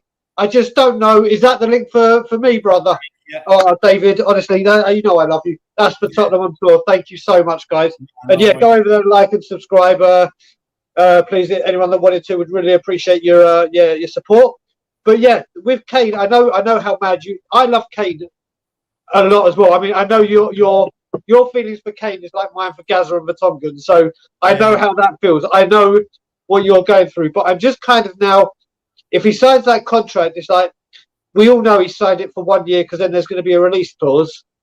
I was like, yeah, maybe we'll win a couple of cups, and he could say, yeah, do you know what, I'm going to stay. But it's also, he wants it there because if we don't, and I just don't know, at 29, do you get that sort of money for him? Is he that appealing? Because then you've got to remember, Haaland becomes available, and Mbappe's contract is up next summer. Yeah, but you know what, Brian? I just don't. My personal opinion on it is I don't like. We already need to get in a centre back or right back, potentially centre and tackle midfielder. I just think selling Kane is only going to add to your problems. I think you keep him around this season, and look, try and convince him to stay. But beyond that, over the season, if you can't, and then next season you sell him early, then you can get your strikers in early and the people to replace them, and then you can work with your system on pre-season. I think any time between now and the end of the window is absolute suicide for Tottenham to sell him. That's my opinion on it. I mean, if a Martinez comes in, yes, it would be great to have Martinez and Kane. And then if Martinez came in, the good thing you do know about that is Kane will be rested on a few games so he doesn't get overplayed like he has been and then he picks up his injuries. And it'd be great for Martinez to learn under Kane for a year. But most importantly, it'd be great for Scarlett to have 1 more year with the first team fully, saying this is what you do, this is what you do. Because I've said it on every stream I go on. To me, Dane Scarlett is going to be bigger and better than Michael Owen. It's Mbappe. That's how big I rate this dude. But the one I rate bigger is Alfie Devine. Yeah. Cheers, Brad. Alfie Devine is going to be huge. He is, I mean, and the way so I kind of know this now. My parents have got very, very close friends, and their son became like a sports scientist and was actually working for Wigan. So he was working with Alfie Devine.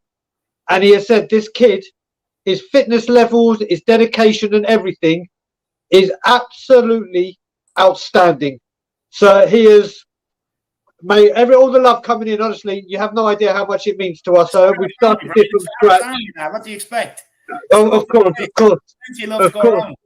Of course, no, it's fantastic. I mean, David, as you know, I speak to your camera. I'm so proud of what you've done and what you've gone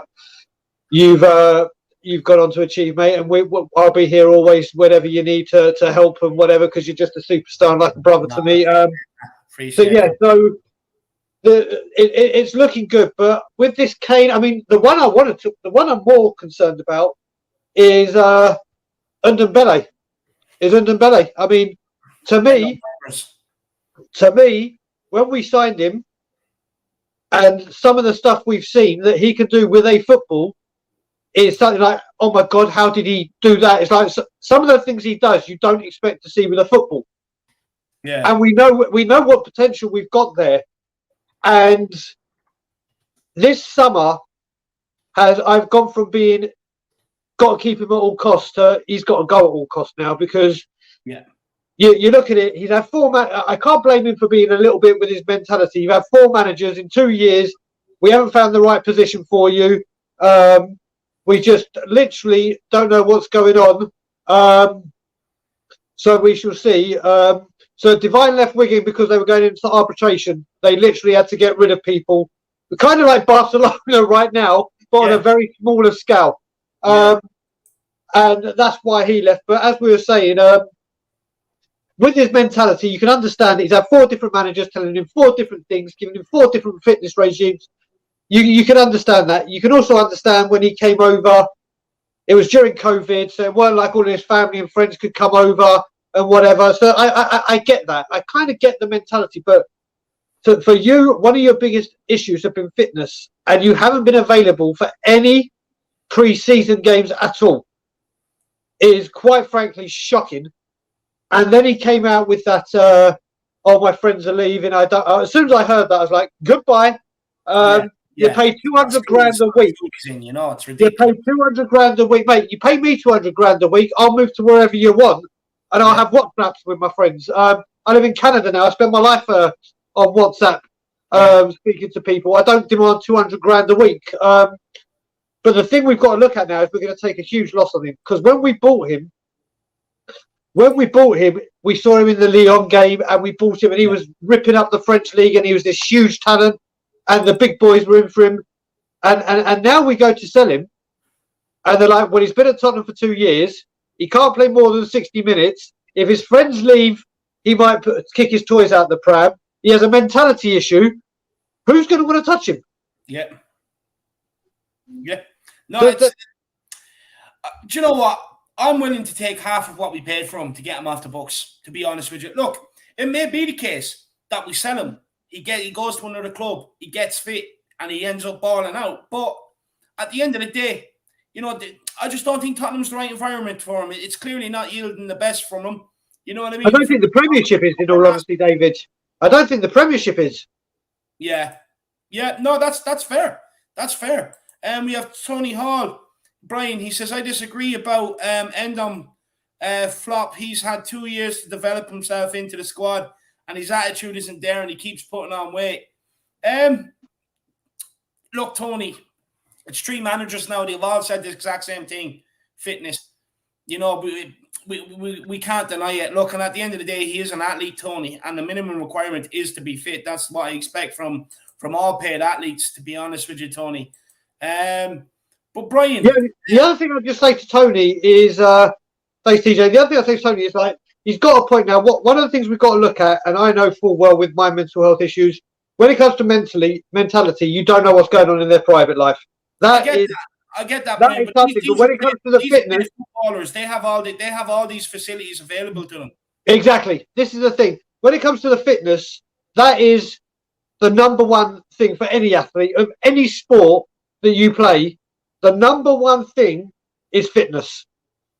And it's literally, like I said, don't get me wrong. Was it Tony that said that comment? Like I said, I've seen, and this is the biggest compliment I can actually give him. I've seen him do things with a football that I haven't seen since Gaza. That's how highly his quality and technique is and the things that he can do. And we've all seen it on the training videos. I mean, that guy, like this guy can turn around 6 people and just walk out like he was in open space. He's got the potential to do it all. But it's just not consistent enough. It's just not. But that's the thing, Brian. It's frustrating. At the end of the day, like everyone, no one disagrees. The guy has immense talent. Yeah. It's just about getting it out on the pitch. Look, I read out a Mourinho quote last night. Let me see if I can quickly find it, just to refresh people's memories. And this is Mourinho on Ndombele. Mourinho says, I think by talent point of view, by the creation in midfield, by the vision, he is second to none in this moment in European football. But the feeling is that he always has more to give. He never reaches the limit of effort or sacrifice. He frustrates me because I think he can be much better than what he is. That's it. So, sums him up perfectly. Well, the thing is as well, like we've heard Nuno say we didn't play him in this match or pick him for whatever reason it was. The one thing that I would say in his defence is he's got a very big fitness team, like Poch had, where fitness is very, very key. So maybe this is the right manager where he needed an arm around the shoulder and get his fitness done. Maybe Nuno is the man to do it. Maybe he is the man to do it. You know what? Pochettino had the fit squad in the Premier League. If he can't get him fit, I don't think anybody can. Yeah, that's the thing. I mean, like I said, I see some people, and I think you're one of the that said like they're giving Dele till January or they're giving till. So when it comes to Ndombele, when you look at it that way, when I say let's get rid of him now, I'm more than happy because, like I said, I would always come and put my hands up and say I was wrong. When I'm wrong, I'm more than happy because, like I said, the talent this man has is second to none. Literally second to none. It's just I think what we've got to do is find the right position for him because we played him in so many positions in so many different times. If we can just say, do you know what, Tanguy, you're this shit hot. You're going to be playing. We're going to make you a baller, and you're playing in this position and this position only. If we can find that position for him, then we've got the superstar that we saw at Lyon. Do you know what? I fully get what you're saying. Just my opinion on this, and it's only my opinion, is I get what you're saying, but it's like Dele Alli, right?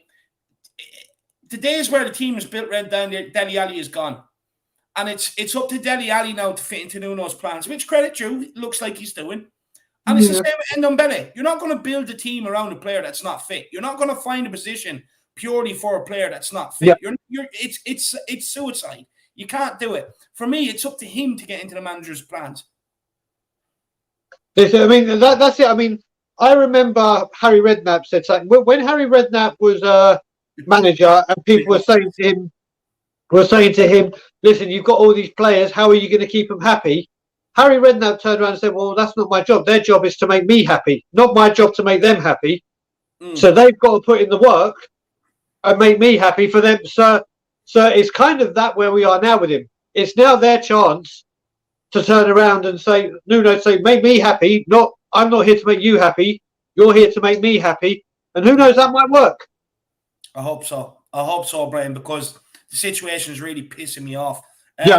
Jordan Cohen here, he says with the super chat, tough environment for Ndombele for sure. But when we spend 60 million next time, let's buy a self-motivated player. Honestly, couldn't have said it better myself, Jordan. It's about doing your homework. Look, like, you know, the great Sir Alex Ferguson, he always looked into the sort of character of the player he was buying, a good solid person, good solid professional. And then he allowed himself 2 or 3 players that you kind of massage their egos and stuff like that. And look, we're just clearly not doing enough homework on the players we're signing, Jordan. That's what I'd say to that. We're just not doing enough homework on them. Like about his character, about his personality, or as we are, we're just looking for the wrong characteristics. And look, I'm at the point now where, honestly, if this guy sticks around much longer being unfit, it's not going to set a good precedent for the youngsters coming through at Tottenham either. So look, hopefully he can turn around. But look, this is an issue. We'll have to wait and see. Brian, for the City game, would you start Harry Kane, and what centre backs would you play? Sorry. Appreciate the super chat and the support, Jordan. Really appreciate it, my man. Everyone else, feel free to get your super chats in. So would I start Harry Kane? The answer is no. And it's not because of the transfer situation at all. The reason I say no is, if you look at it, we've rushed him back before for finals, as we all know, and he hasn't turned up, or we say he hasn't turned up because the real Harry Kane that we know and love hasn't turned up and scored or made an impact. Now, he's just come back off the Euros, obviously. He's just come back from holiday. He hasn't trained at all, so he doesn't know Nuno's system. So it's kind of like, if it was still Jose Mourinho or still Poch, then it's like, yeah, maybe I would play him because a 70% or 80% match fit Harry Kane is still our best player by far and our biggest threat. But he's coming into a brand new system where they've been working at it since Nuno's been there. And then you put on it the transfer activity, whether we want it or not. And then if Harry Kane plays or is in the bench, whatever, this whole game becomes the Harry Kane game. And the deflection goes all the way from the team and becomes a media circus for Harry. Yeah. Believe me, if Harry was 100% fit, ready, to go, I say yes. Yeah. Transfer or no transfer, he's a Tottenham player. But just because the fact that he is literally just coming back, hasn't played any football, had to do this COVID, obviously, I just don't think he is ready. That's the only reason I say no. When it comes to the centre-backs, I would love to have Romero. I would love to have Romero playing, but I don't know how fit he is. I don't know if he's cleared or whatever. If he's fit and he says he's good to play, I'd love to see him. Love to see him. Yeah. But for me, Rodon has to be first.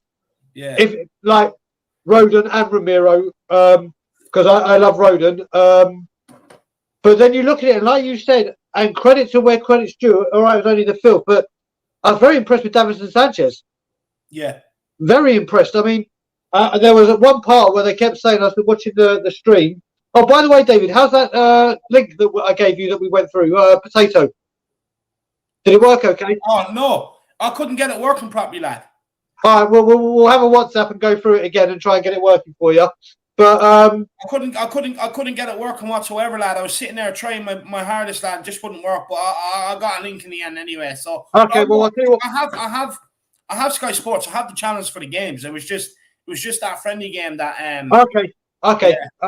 But yeah, going back to that, I mean, when I was watching the stream, when I kept hearing they're going for that long pass and look at it, and it's Davinson Sanchez playing it, I was like, I beg your pardon? Yeah. I was like, are you? Yeah. And you know what?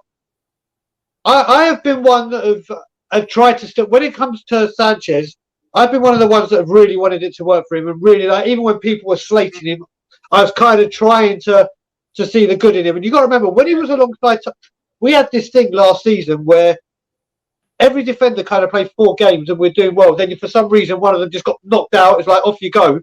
Yeah. And I remember there was a time when it was Toby and Davinson, and they were superb together for 4 games. And I think Davinson just needs that strong, dominating leader. Yeah.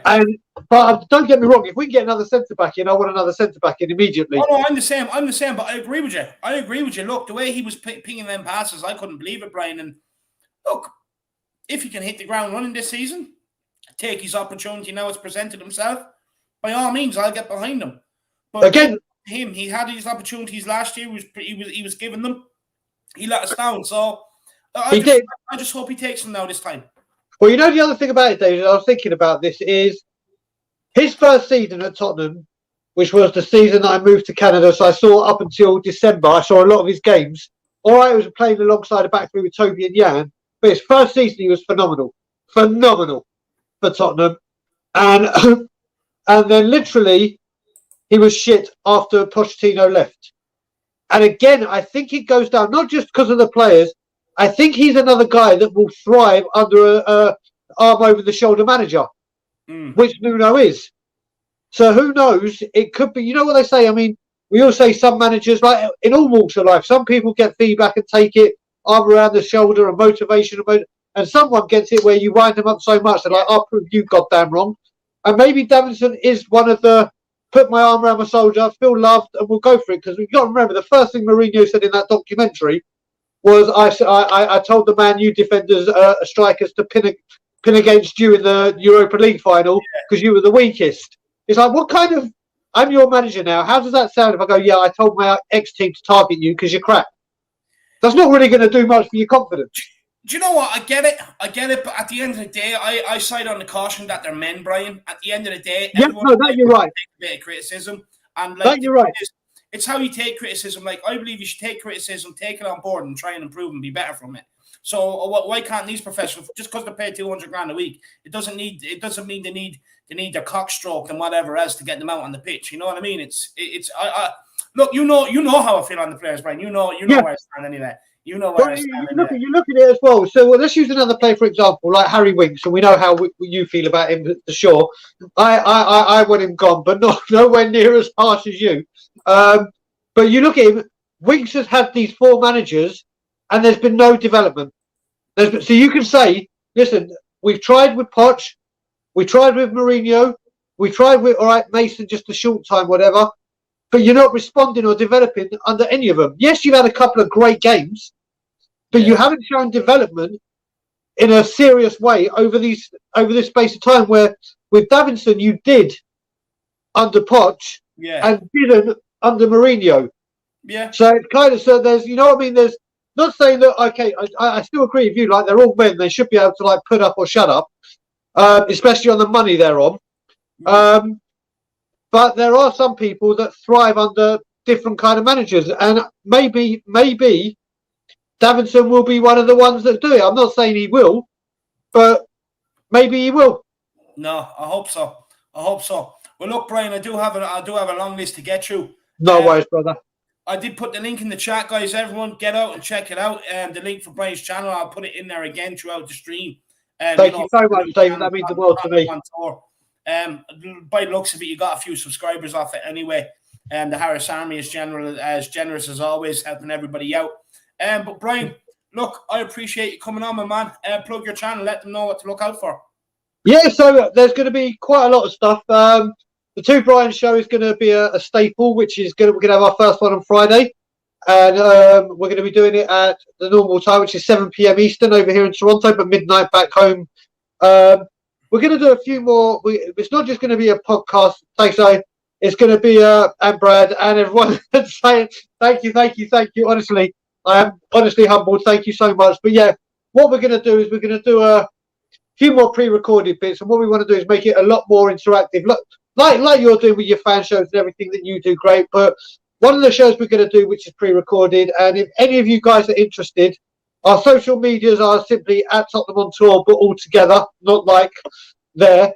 Or you can reach me directly on my personal Instagram or Twitter, which is simply at @BryDaigle. We're going to do and David, we want you to be one of the first. We're going to do a Dream Team Spurs 11, where we're going to get you to pick your 11, and the only sticking point is it's got to be from players that have been in your lifetime. So you and me, for instance, can't say Jimmy Greaves, Dave Mackay, Danny Blanchflower, Alan Gilzine, Martin Chip, or I can say Chim.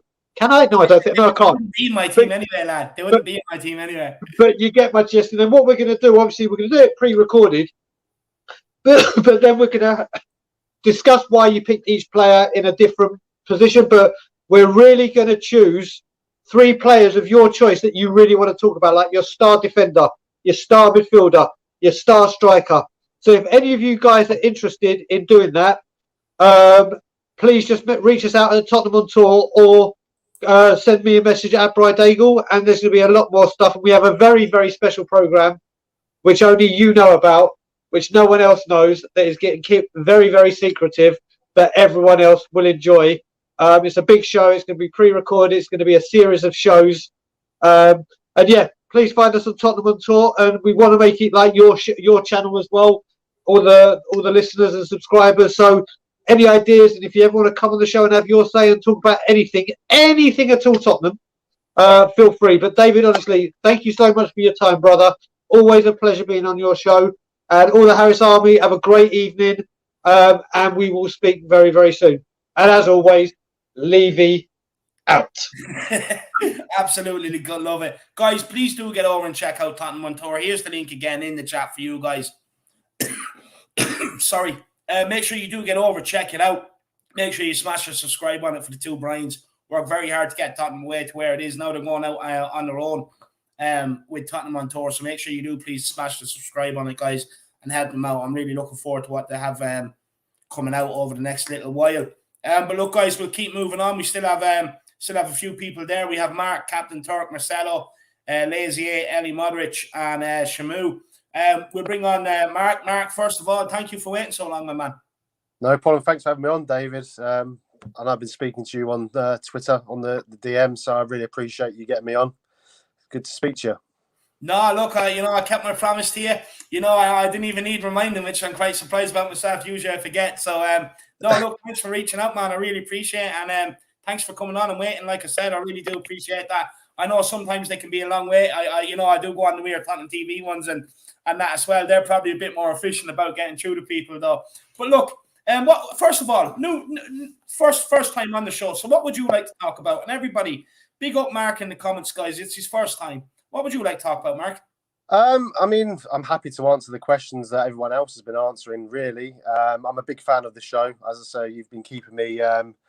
I've had some late night working from home, so you've been keeping me entertained. So, yeah, just wanted to get involved, really. You've kept me entertained, so I thought I'd just put in my 2 pence worth for what it's worth.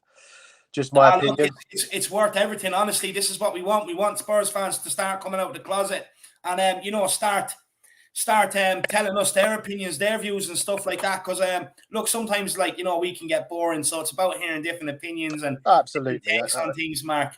And look, I'm glad that I could help you get through them long, lonely nights, lad. Working. But look, I appreciate it, my man. But it's great to have you on. With the Kane stuff, so with that, I'm caught in 2 minds of it, to be honest with you. I know you're very much not saying buying what he's saying. I don't buy the statement that come out with. Yeah. I love Harry Kane. Don't get me wrong. I do. I love the guy. I was annoyed with him with the stuff with Gary Neville at the end of last season when there was still a very slim shot of Champions League, but definitely a shot of Europa before that Villa game. And he come out with that interview, which I didn't like at all. Yeah. And then, the stuff over the summer. I remember him sitting in the press conference at the Euro saying, he was looking forward to meeting Nuno and Paratici and everything else. And I don't buy that he was meant to come back on Saturday, David. I really don't. I don't buy it, mate. And why does that not come out before? If that was the case, he's the most professional guy. There's something gone on, and I'd rather him just come out and write, like Pereira did. Look, I've given it my best, guys. I've been here since I was a little kid. It's time for me to move on. I'd have respected that a lot more than the way that this has been handled. And again, it's just speculation. It's what I believe from what I've seen. And I know that Maxi Miller come out with that statement. I don't even know whether that's real. I mean, I've seen it. I've seen screenshots of it. I don't know whether that's a true statement from him. If he signs his contract, I think that's a step forward. I will always get behind the player when he's on the pitch anyway, regardless. Yeah. We've seen it with... Do you know what? It didn't even hurt that much because I've seen it with Modric. I've seen it with Bow. We see it with Berbatov. I'm 40 years old now. I mean, I've been there and seen it, David. So it's not... It don't hurt me like it used to. Do you know what? I wish I was the same, man. It hurts me. Do you know what? I actually think I get more hurt the older I get, Mark. Oh, really? Yeah. My heart's been bust so many times. I'm over it now. But if he signs this new contract, let's face it, there will be a clause in it. I know there's been some rumors that there won't be. There definitely will be, and I think that's the way forward. Yes, let's say, look, get this contract, 110 million, whatever it is, whatever the clause is. If we don't make Champions League, you can move, you can go, and let's do it amicably. Because I don't want him going under a cloud, to be honest with you. He deserves more than that. And I think that's the right step forward, really. No, 100%. I agree with you. Look, it'd be a shame for him to leave with his reputation tarnished. It really would.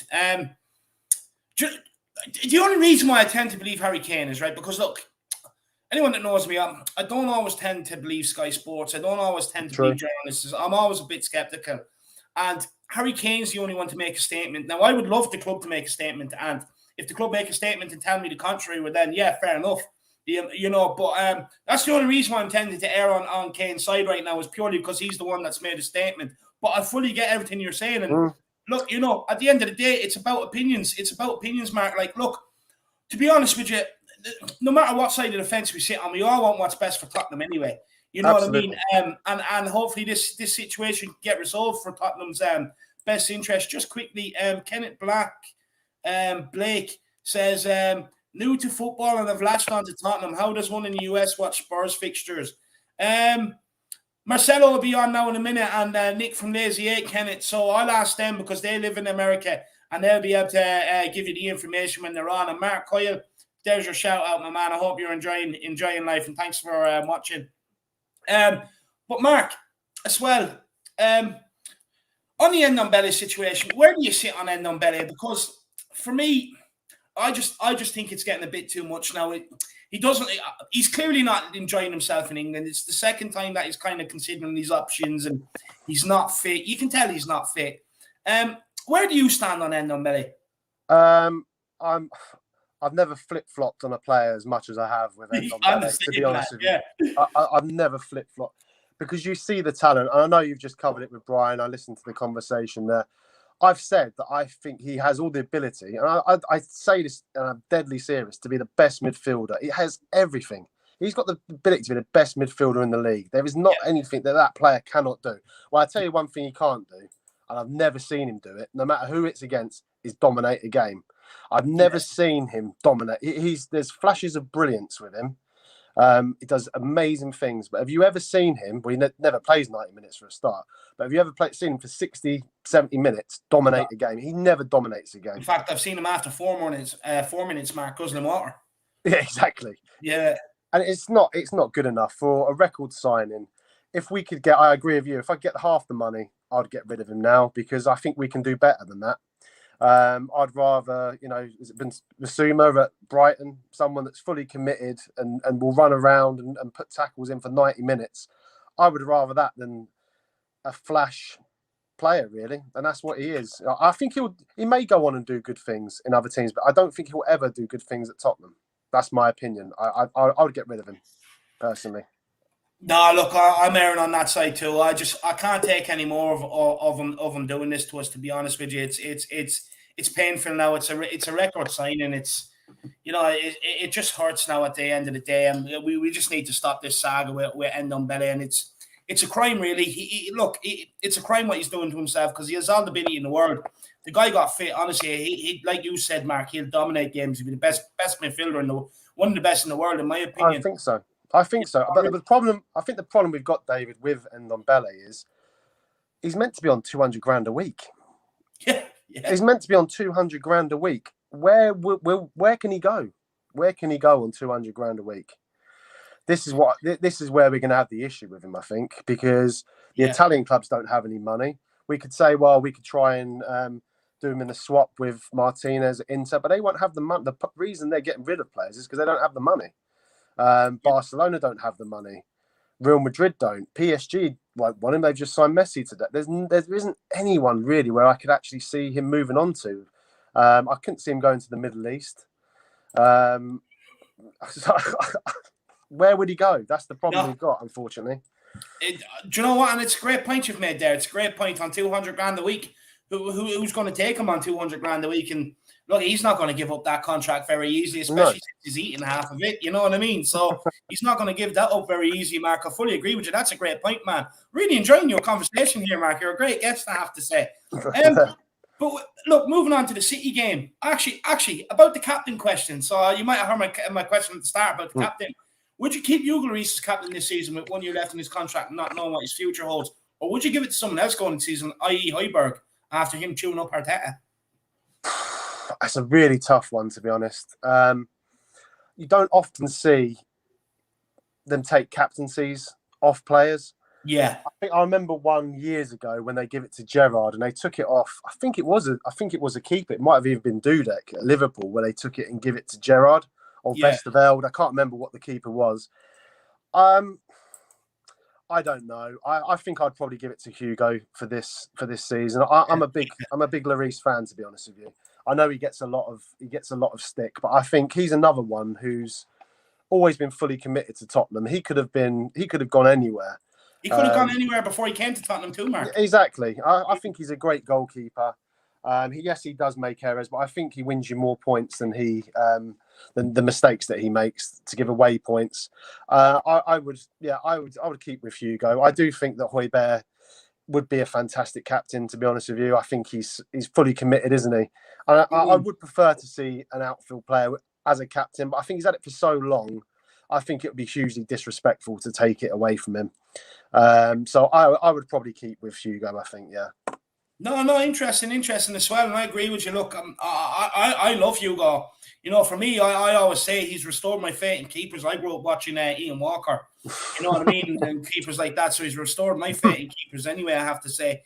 But interesting answer there, Mark. As well, with Harry Kane and moving on to the City game, would you start Harry Kane, and who would be your two centre backs, lad? I don't think you can start Harry Kane in that game, simply because I think Brian said it. He's not been in and around the players. He's not been in and around Nuno, and to know what he does in pre-season.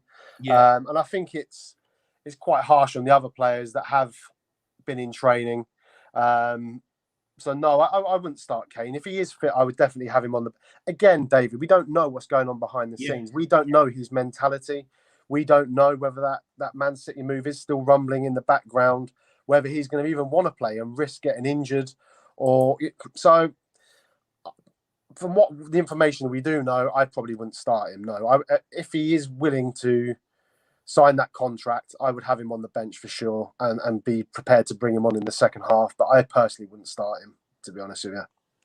No, I'd agree with that. And your two centre backs, man. Look, it looks like Romero won't make the play. I think it'd be stupid to risk him too. So who would you play centre back? You've Tanganga, Road, and Sanchez, Dyer. Would you just go with Sanchez and Dyer after the? I'll be honest. Yeah, I probably would, because again, we just said about Kane hasn't been around training, or hasn't been in the preseason. I don't think Rodon's played yet, has he? And I know he's been in training, I think, but I don't remember seeing Rodon. I thought he came on for one of the games. I thought he came on for a little bit on one of the games. He might have done. I don't remember. I was at the MK Dons game. I don't remember him there, and I don't remember him against Chelsea and Arsenal. But I could be wrong. Maybe did he come on against? Maybe. I would probably start. Don't get me wrong. I'm not their biggest fans, but I probably would start with Sanchez and Dyer. Yeah, I think so. Maybe I'd probably put Tanganga right back. Yeah, and obviously Reggie at left back. But yeah, I probably would start with Dyer and Sanchez, I'd have to say. They didn't do bad the other day, did they? No, look, in fairness, Dyer actually cleared everything that came in, and I was very surprised with Sanchez's passing range, I'll be honest. And Dyer did actually play well in the League Cup final against Man City. I think it might have been his error that cost the free kick. I can't remember, but I think he made one error that cost us the game. Oh, it was Aurier that cost us. Yeah, that's right. Yeah. But yeah, he did play well against them. He did play well against them. So I probably would start him. We definitely need another centre back for me. That's a priority position. That and right back. Who would you go and get, Mark? I mean, I don't know. Tomiyasu seems the one that they like. I'm not going to pretend that I know anything about him, because I literally know nothing of the player. If that's who our director of football has identified, then I'd back what he thinks. They reckon that the Koundé one could still be rumbling on if Chelsea don't. If Chelsea come in for him, we don't stand a chance on it. I think if that goes on to the last day of the season, the transfer window, we might stand a chance as swap for Sanchez. I'd love to see that. I mean, does Levy change his spots for me? You know, I know we're being linked with Martinez and all these players. I think the only way we get them is if Kane leaves. I cannot see how, after 20 years, we've heard it all before, David. Look, I get so excited every transfer window being linked with the Dybalas and everything else. It never happens. It never, ever happens, right? Do you know what? That was my first instinct when the Lautaro Martinez came out, like we've been here before with Dybala.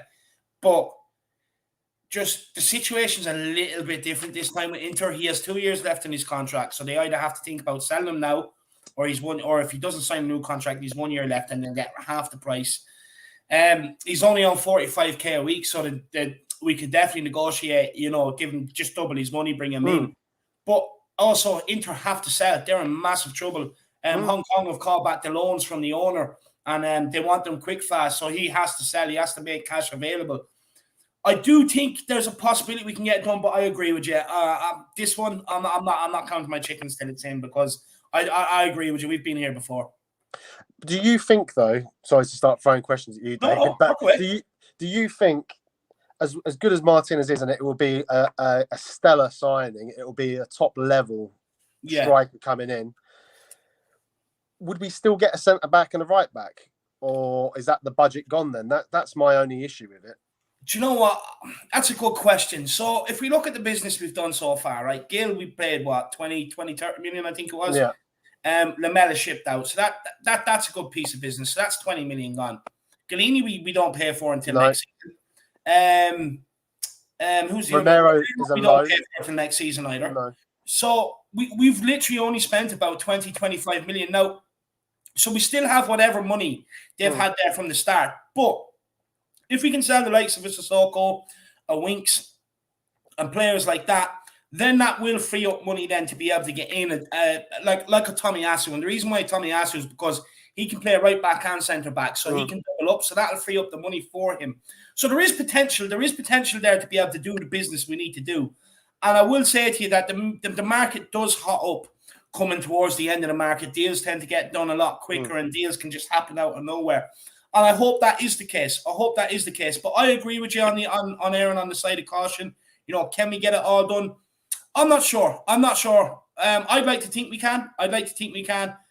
But it's a hard one. It's a hard one to know. But look, Paratici was never going to get everything done in one window either, though, Mark. No. You know, I was always going to give him 2-3 windows to kind of, you know, sort it out and stuff like that. And look, all we can do is just get behind him and pray that he gets the deals done. Yeah, and I think he's doing a good job so far. But if we really sort of analyse it at the start, at the end of last season, we would have said, look, we probably need another backup goalkeeper, but it wasn't an urgency. Hart was pretty shit, to be honest with you. But I don't think it was an urgent position because we had Lloris. Did we need another winger type? I'm really excited by Gil. I really am. I think he's going to be a fantastic. But was he a necessity? I don't know. I don't think so. And we've got one centre back who's arguably could be world class, which is fantastic. I agree with you on the Tomiyasu one, though. You're right. He can cover 2 positions. So to get that one over the line is really going to help us. Let's hope that. I really like what Philip said, actually, and it's to give players a clean slate from day one again. I want to see what Doherty can do. He done well at Wolves under the manager. He's been shocking for us. Absolutely. I was surprised when we signed him. I was like, yeah, this is a brilliant signing. You know, this is a really good signing. But he just has not done it for us. So I'm going with what Philip said, and I'm going to give players a clean slate for the season, and just see what they can do. Really. No, I agree. Look, I'm going to try my best to give you. Look, you know my feelings, Mark. You've been listening to me. I'm going to try and give them all a clean slate. Some of them cleaner than others. But look, I agree. I agree with the sentiment, and I agree with the message. And just quickly, Faz Radfar. Says, David, thank you for the stream and the positivity. Thank you for the donation and helping supporting the channel, man. Really appreciate it. Everyone, make sure you do smash that like, that subscribe, and you know, get the super chats in to help support the channel. I know not everyone's in a position, so I will continue getting everyone's comments up on screen, guys. Don't worry about that. And look, Mark, will you get to go to the game Sunday? I'm not going Sunday. I'm going to the Watford game the following week. Nice. I got really annoyed with Daniel Levy and the manager search. So I actually gave up my memberships because I said I'm not going to give another penny to Enick, and I'm not going to buy anything in the club shop. And I've sort of banned myself from buying tickets and stuff. So I've been very lucky that a good friend of mine, Trevor Wright, if you're listening, kindly is giving me his season ticket for the Watford game. And I've got a lot of good friends, so I will be going to a lot of games. But I'll just be buying them stuff like bottles of wine and things like that, rather than putting the money into Daniel's pockets. But listen, if he does a good window and does, you know, gets Martinez and gets these players in, you know, I will quickly go back and I'll pay my membership. The debacle of the manager situation just tipped me over the edge, to be honest with you. So yeah. No, that's fair. That's fair, and it's a great way of doing it, my man. And look, just before I do let you go, Marky, what's your season prediction? What would you classify as a good season for Tottenham this season? Progression. I think if we get Europa League spot, that for me will be a good season with a new manager. I would love to see us win a cup. I've been banging on about that for every season about that, you know. So progression for me, I think a good season will be a Europa League spot. A fantastic season will obviously be Champions League. I think that's going to be very difficult with I think the one that could drop out of it is Liverpool. To be honest, I don't think they've had a great transfer window so far. We don't know how Van Dijk's going to come back from a serious injury. I think Man United have strengthened really well. Chelsea, sadly, I think they might win the league with Lukaku coming in. And Man City are always going to be strong. So, I think it's very difficult to break into that top four. We can do it if we get the signings that we might be able to get. I think we can. But I think we'll finish 5th or 6th, and I'll be very happy with that, to tell you the truth, after what happened last season. Yeah, so would I. And then it just means in the summer, then we can add to what we got and go again. I fully agree, Mark. Look, Mark, I think you've been absolutely brilliant today. I really appreciate Cheers, you, mate. Thank you. And for coming on. And I hope to see you around here a lot more. Yeah, I'd love to, mate. I'd love to come back on. And definitely I'll speak to you in the DMs on Twitter, mate. And hopefully we can arrange something. No, 100% we will, man. Stay in contact, my man. And everybody give Mark a big up in the comments. Absolute legend. It's been a great Cheers, chat. guys. Really appreciate it. Great speech, mate. You take care. See you, Mark. See you, Cheers. Mark. Guys, absolutely brilliant Mark was, we have to say. He'd been absolutely brilliant guest. Great points, very level-headed as well. I really enjoyed that. Hope to see him around here a lot more. What's the story? Says Vlahovic would be a fantastic signing. 20 goals for a mid-table team. It's outstanding. Sign him up now. Yeah, I agree. I think it'd be a very good signing. I have to say, I do like Vlahovic. Look, let's just keep plowing through, because we have 1, 2, 3, 4, 5, 6 more to get through. So it's Captain Turk, Marcelo, Lazy 8, Ellie, Shamu, and Bob Spur. So let's waste no more time. Captain Turk, my man, how are things? I'm good, David. How are you? Thank you for having me on your show. No, I really appreciate you for wanting to come on, my man. I really appreciate it, lad. You happy after the Arsenal game? Oh, delighted. It's always great to get a win over Arsenal, even though it's a friendly, as some of your guests have already said. It's not really a friendly when it's a North London derby. So it was great to get that win, and great for Sonny to get that goal. I thought Japhet Tanganga had an amazing game. And I'm sure people have touched on that as well. You know, he shouldn't go anywhere. Every game that he's had, he's got better and better and stronger and stronger. And I think he's going to be an important player for Spurs. No, 100%. I fully agree. And guys, like Mark, Captain Turk, first time on the channel, so everyone give him a big up in the channel. So look, were you happy when you seen Hojbjerg, scramble over to Arteta and put him back in his box? Yeah, nice that he put him back in his place for sure. Arteta, I don't know what he was thinking there. That was great by Hojbjerg, what he done there. And, he was like calmly putting his arm around him there going, yeah, you just get back in your box, mate, But in that passive aggressive way, I really like that. And I agree with your other guests as well. He's got to be a future captain. Lloris obviously is the current captain, but you obviously see he's a clear leader and very influential on the pitch, vocally and stuff. No, 100%. I agree with you. I do think after, if Hugo Lloris does go next summer, I do believe it has to be handed over to Hojbjerg 100%, my man. Look, moving on to the Harry Kane situation, supposedly getting a new contract. First of all, what's your thoughts on the situation? And do you think getting a new contract will kind of clear it up for everybody's club, Harry Kane and fans alike? Well, it's a mess at the moment, isn't it, David? Look, I always say I watched quite a bit of Judge Judy back in the day, and one thing she said was, if it doesn't make sense, it's not true. And I stand by that. I mean, the fact that Harry Kane had to wait so long to make a statement to say what he did is a load of BS. Obviously, there's something going on behind the scenes. There's no such thing as a gentleman's agreement. I mean, at the end of the day, yeah, you've signed a contract, and you've got to abide by that contract unless you've got a written clause.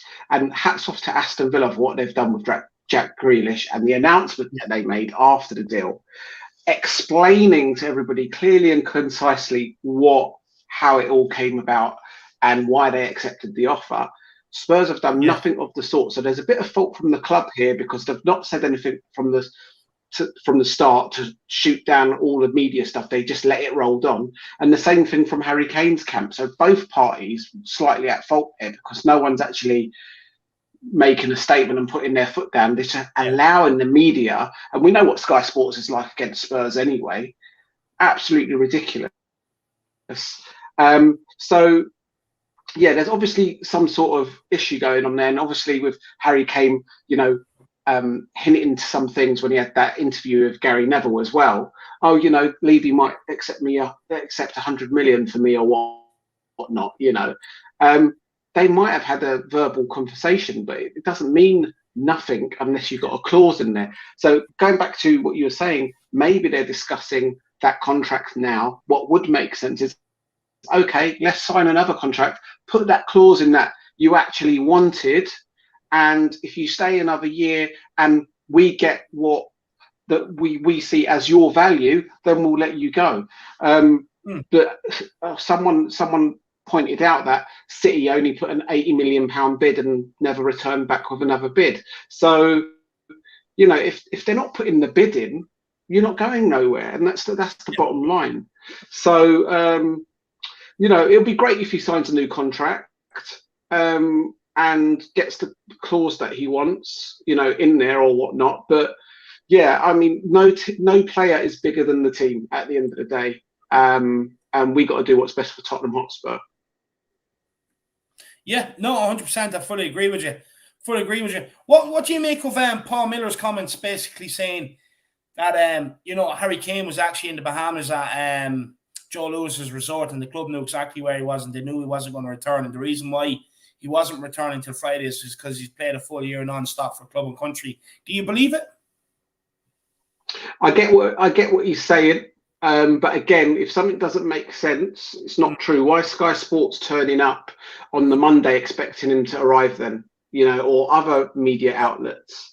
Why are people turning up expecting him on a Monday? And if that was the case, why isn't the club again making a statement to say, actually, he's not back until Saturday, which is what Kane had said in his statement? So, it's hard to... part of it's probably true. He probably was in the Bahamas. He probably was at Joe Lewis's resort. He probably was, but I think there's been some sort of miscommunication breakdown, which is obvious between Kane's party and Tottenham, whether that's, Daniel Levy specifically or whatnot. And it's more like, oh, I thought we were going to do this. No, you were supposed to do this. Oh, but I thought we was going to do this. And it's just a communication breakdown, probably. So yeah, I just don't think it's all completely true. But yeah, we don't really know what's going on behind the scenes. So yeah, that's true. And then where do you stand on the Ndombele situation, man? Look, obviously not a part of Nuno's plans by the looks of it. What would you do with this guy? It's a shame because it's obvious that he's got bags of talent. He reminds me being Turkish, of a Turkish football player called Sergen Yalçın, who's actually the Beşiktaş manager right now. He had bags of talent, but he had no work rate and he was lazy. But when he was on the ball, he could make something happen. Very similar sort of player. There are players out there that have bags of talent, but for some reason they don't want to put the work rate in. And obviously, as we know, for the Premier League, that's no good because it's super fast paced and, you've got to have that high level of fitness. What would I do with him? Do I don't know. If I was the manager, I would be like, look, you set the reset button for every single player at the beginning of each season, don't you? And that includes Ndombele. And you say, look, I know you've gone through a process of Mourinho, but now we're starting again. Let's go through this process again. You've done it before. I'm sure you can do it again. You've got to give him a little bit of a pep talk as well, a bit of man management. Give him a chance, and then if he doesn't pull through, then, you know, we paid what, 50, 60 million for him, whatever it was.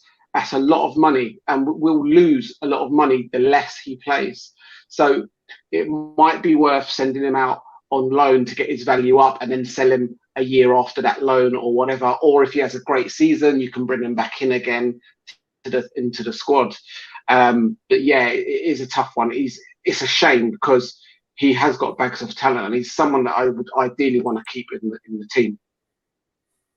Yeah, no, look, that's a great solution to it, my friend. That's and Harmik Voskinen says here, Adel Tarat rings a bell. It's quite similar.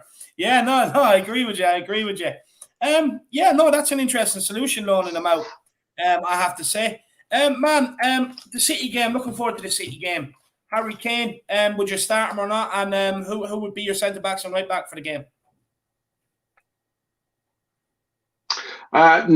First things first. One of your viewers just said, I can't remember who it was, so I apologise. Regardless of the whole Kane fiasco at the moment, in a similar situation, one of the biggest mistakes that Pochettino did in the Champions League final was dropping Moura and bringing on Kane. And obviously, we know how that turned out. In the same way, I wouldn't start Kane straight away with everything going on. You don't want Kane to be a distraction. You don't want the game to be about Harry Kane. You want the game to be about Tottenham Hotspur. I'd have him on the bench to bring him on. And then you'll see the support from the supporters for Kane when he comes on from off of the bench. And also, it doesn't set a good precedent or a good standard for other players that have been training hard throughout pre-season, and then this whole Kane thing's going off, and all of a sudden he's in the team, because then you're going to cause more of a problem with other players in the team as well, coming up to the gaffer, knocking on his door and saying, "Oi, what's going on? I've been training hard all season. Kane's talking about leaving, and he's straight in the starting 11. What's going on?" So that's not going to be good for team morale either. And in the same way, you wouldn't start Ndombele in the starting 11. If he's not working hard, you're not going to start him straight up either. So in the same way as Ndombele, you wouldn't start Kane either. That's me personally. That's my opinion.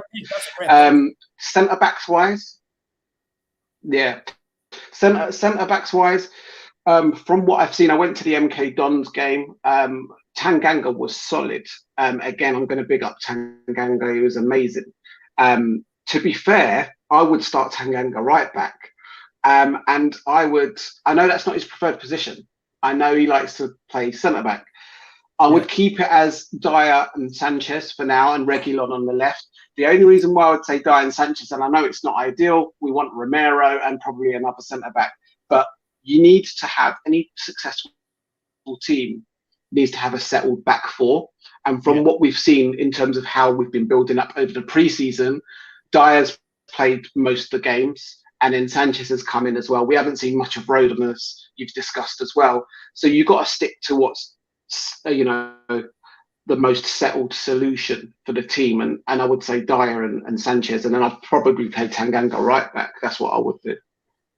Yeah, no, I would do the same. I would do the same, my man. And look, what's your expectations? What do you think would be a good season, my man? Look, at the end of the day, we need to set the bar high. We have to be realistic as well.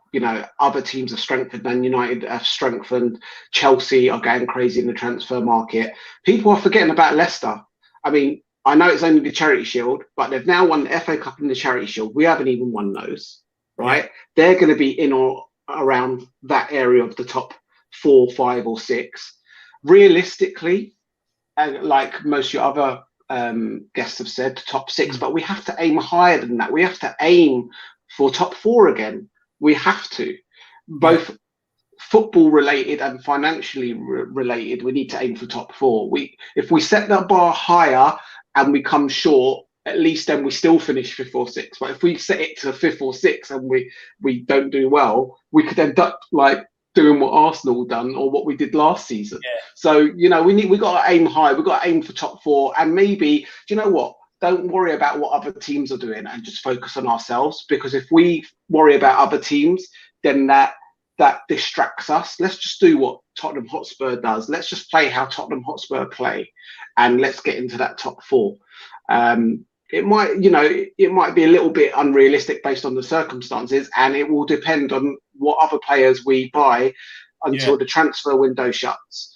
But as it stands, if we don't buy anyone else, you're not going to get in the top four. But if we do make a few more signings, then we've got that chance. Yeah, 100%. 100%. I definitely agree with that, my man. And are you looking forward to the season? Do you think we can beat City on Sunday? I'm definitely looking forward to it. I'm going to say that it's going to end up being a draw, but I would love for us to get a win. And that's just my realistic side.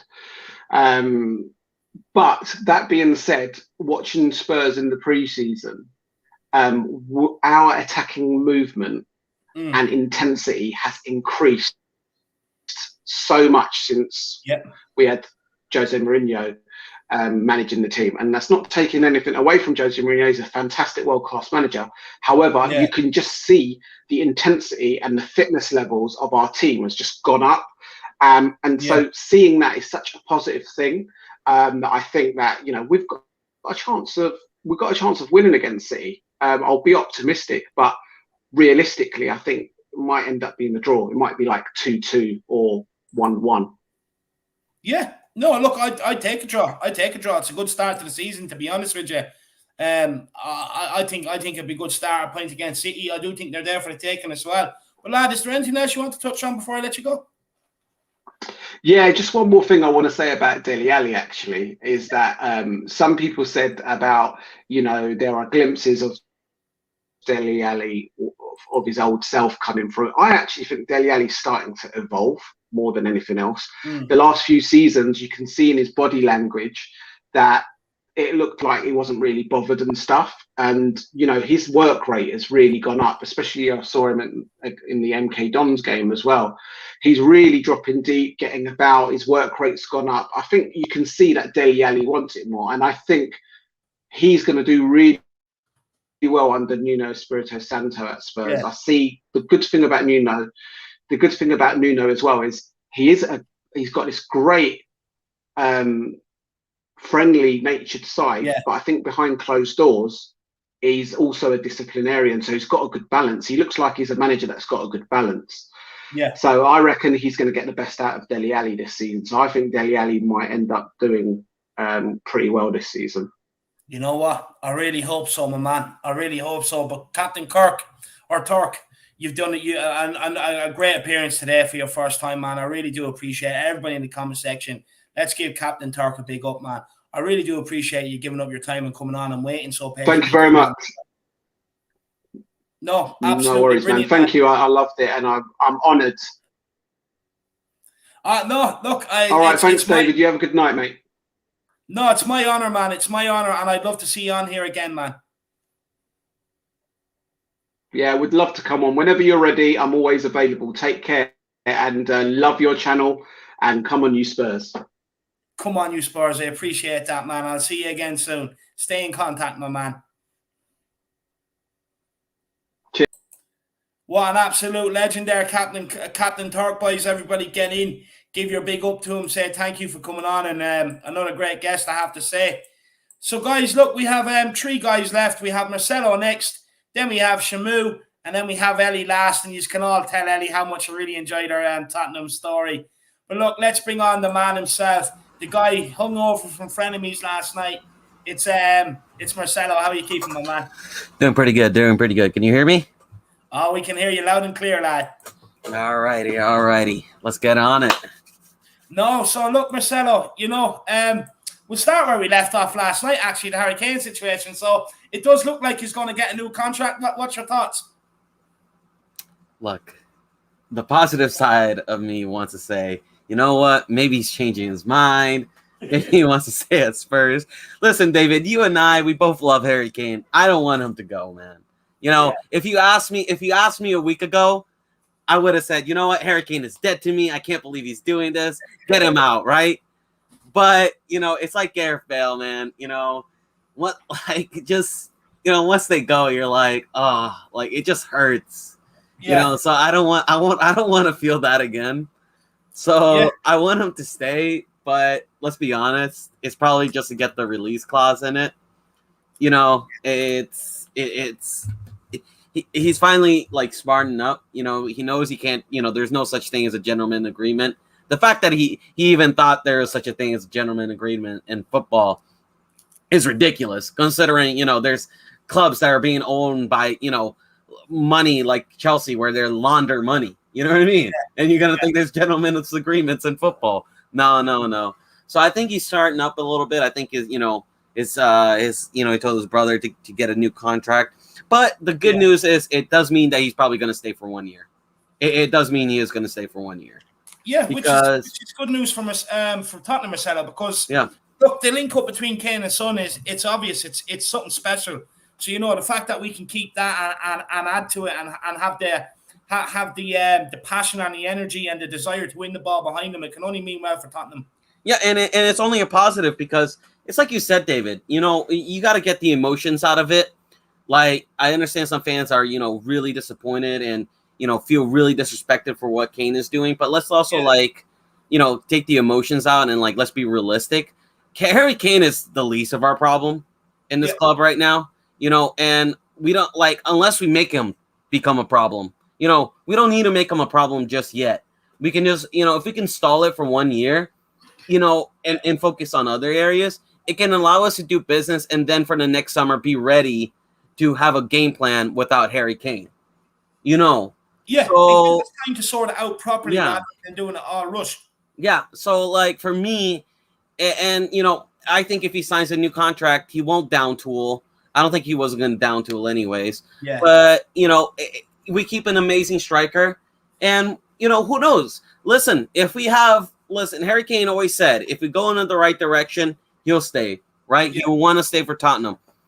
It's probably hopeful thinking, but if Nuno can have a great season, you know, maybe get top 4, win a cup, maybe it can convince him to stay. It's also another season. You can think of it as another season where we can just keep Kane, or it's another season for us to also prove why Kane should stay.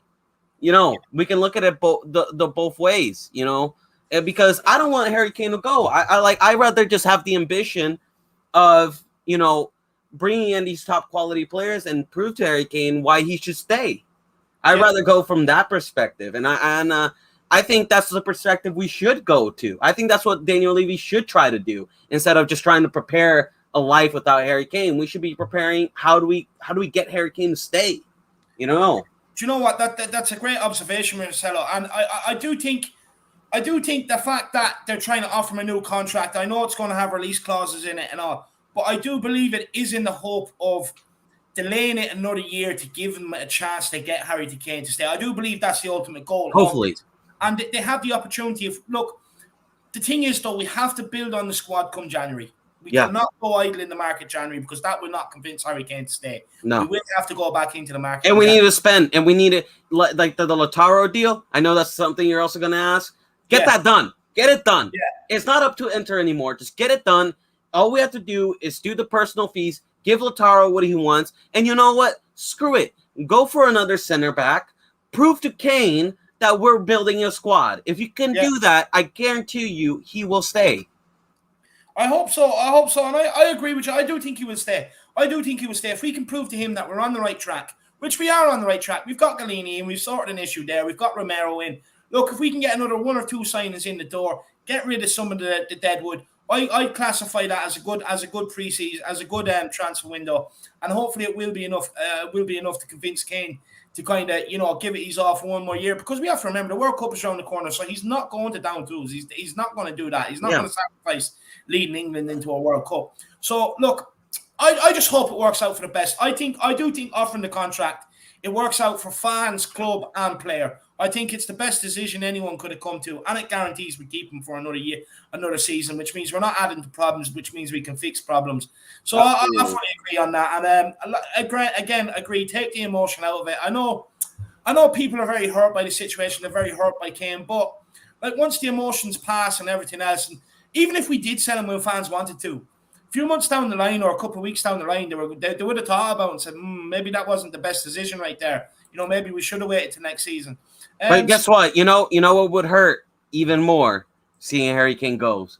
Trust me, as a person who idolized, the way you idolize Harry Kane, and trust me, I still idolize Harry Kane, but the way you idolize Harry Kane was how I idolize Gareth Bale. Gareth Bale is my hero, man. And when he watching him go, devastating. I cried, David. I was devastated. Trust me, as much as what he did hurts you. I was like that with Luka Modric. Yeah, trust me, as much as it hurts what he did, it would hurt tenfold seeing him go and seeing him score against us with the Man City shirt. That would hurt. That would be pain, man. Oh, that would kill me. It would kill me. Just watching them run around in light blue would kill me anyway. It's a fake club, fake fans with a library of a stadium. They can't even sell it out week in, week out. It's a joke. Why would he want to go and play there? I hate them. I hate Pep's baldy little head. I hate his fashion sense. And he's another prick in the media, tapping up my man, Harry Kane. He better lay his hands off him before I put my hands on Guardiola. Prick. I hate him. Anyway, moving on. Marcelo, look, Ndombele. Look, I know we spoke on it last night. Can you just let me unleash on this guy? Yeah, can you just free it? How dare this guy come out and say this? First of all, get him out. Done and dusted. I said it in August 20th when we were with Inter Milan. I said, listen, if we can get a deal with Brozovic plus, Virgil, however you say his name, the Virgil, I would take that any day. But it's getting to a point now, right, David? I would just take a straight up swap deal between this guy and Brozovic for 10 million. Honestly, I would just get rid of this guy. It's done. It's dusted. And this is not emotion. This is just pure fact.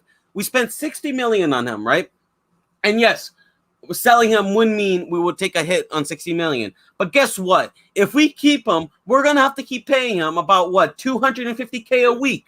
So we're just going to keep taking more and more financial hits. Yep. So I'd rather just use it while we can now. He still has a name. Look, he still has that, if we can get him fit, he has potential. So clubs will want him. Barcelona will still want him. And I'm sure Inter would want him. I'm pretty sure with Inter's situation right now, we can do a swap deal between him and Brozovic and maybe another player. Honestly, we could.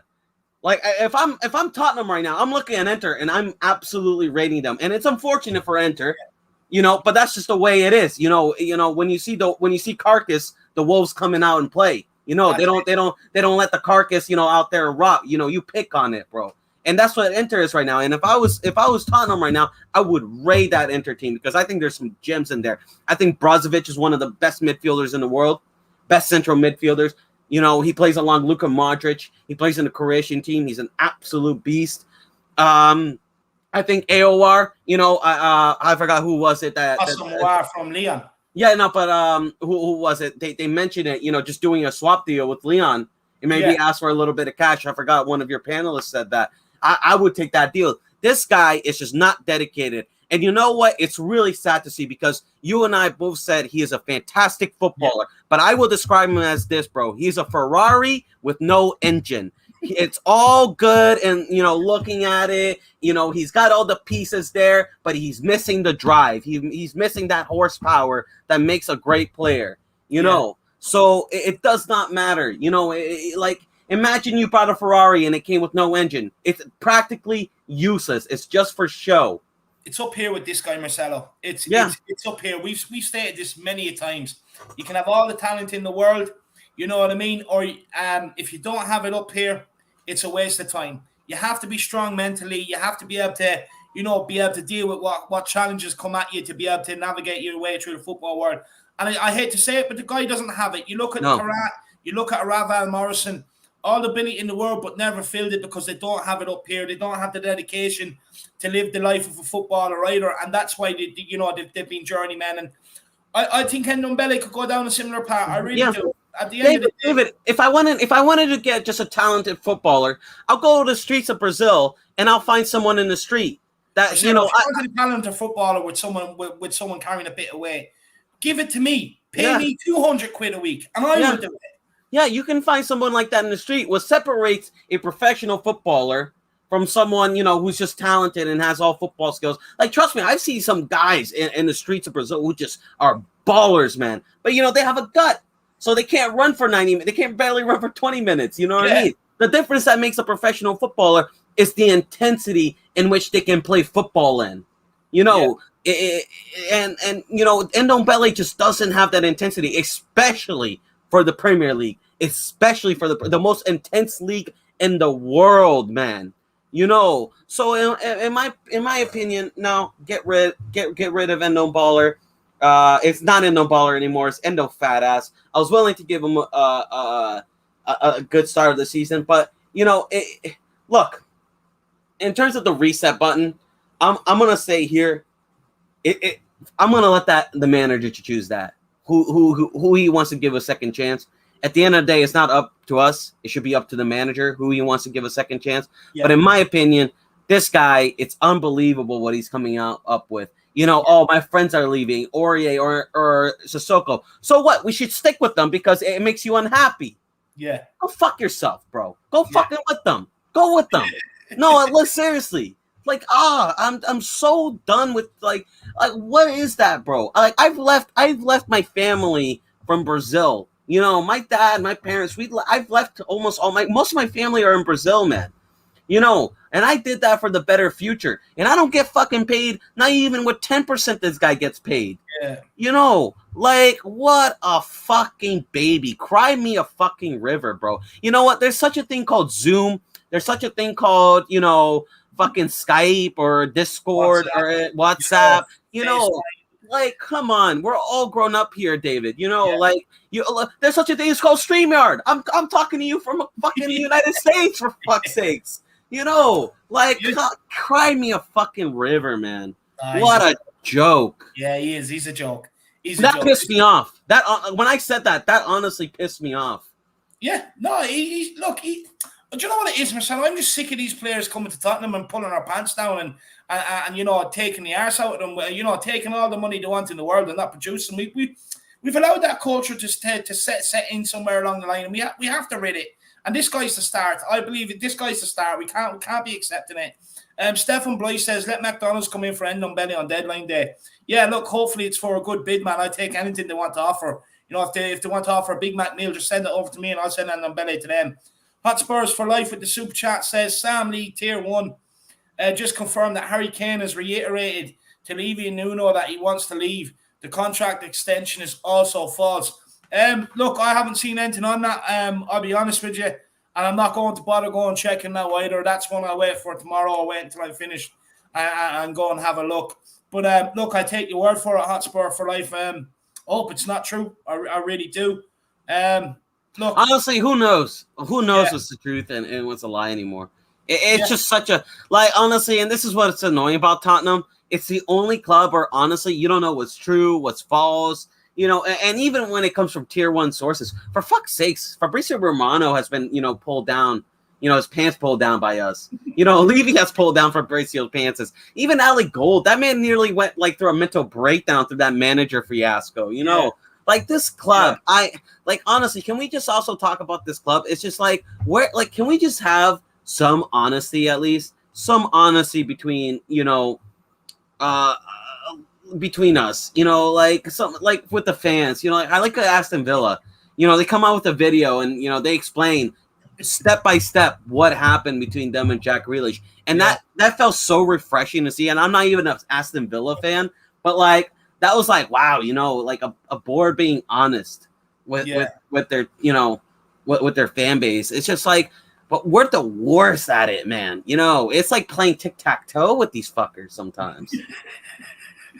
It really is. You don't know what's going to happen. I know. It's a joke. It's a joke. Hotspurs for Life. I appreciate the support, my man. Really appreciate it. Look, there definitely could be some potential to it. You know, especially like, you know, I've had this burning thing in the back of my mind. Are we spending the money before he goes? You know, we've done it with Bale, done it with Modric.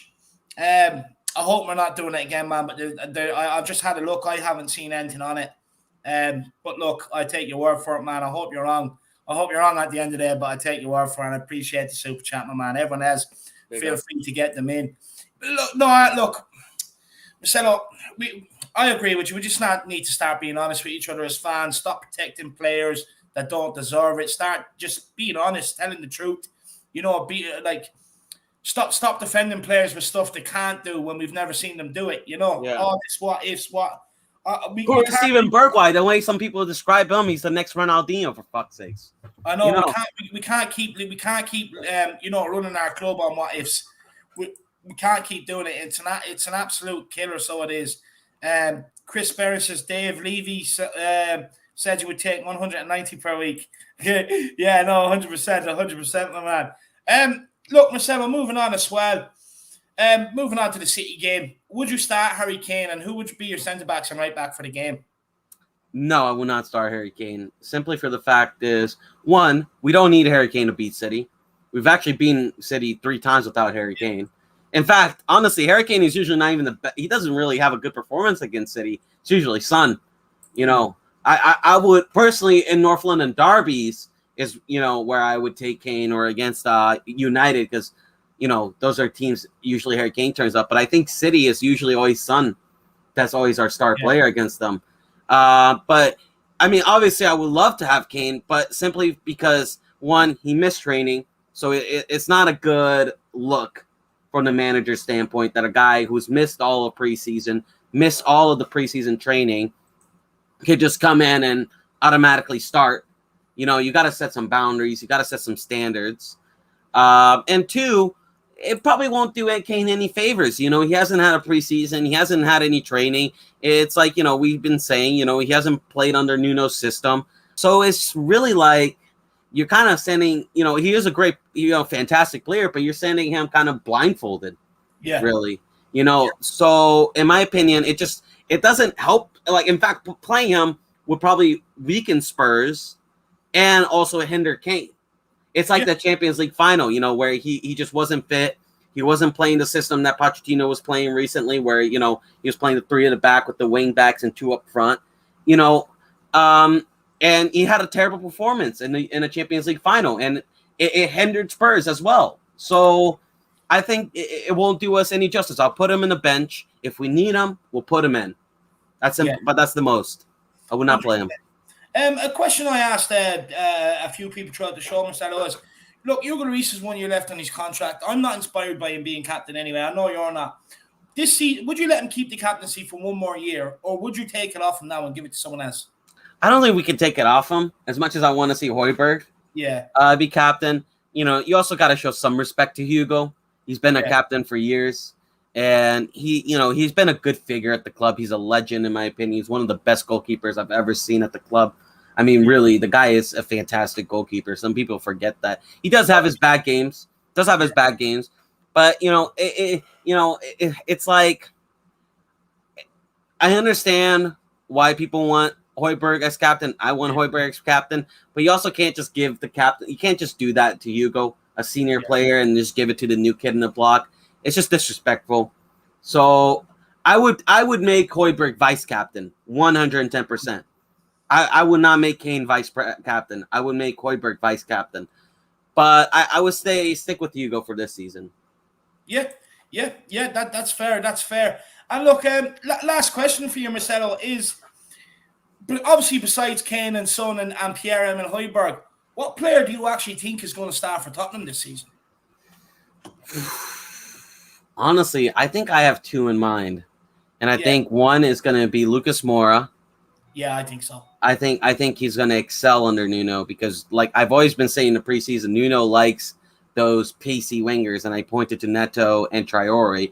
He really likes players with pace and intensity, and that gets stuck in, and Lucas is that type of player.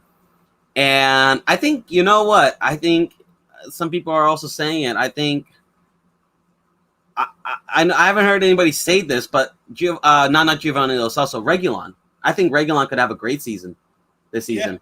I really do. I think with a more attacking mindset manager, a manager that focuses on more fitness, a manager that, you know, maybe plays more 3 at the back, who knows, you know, plays them as a wing back. I think Reguilon can have a great season under Nuno.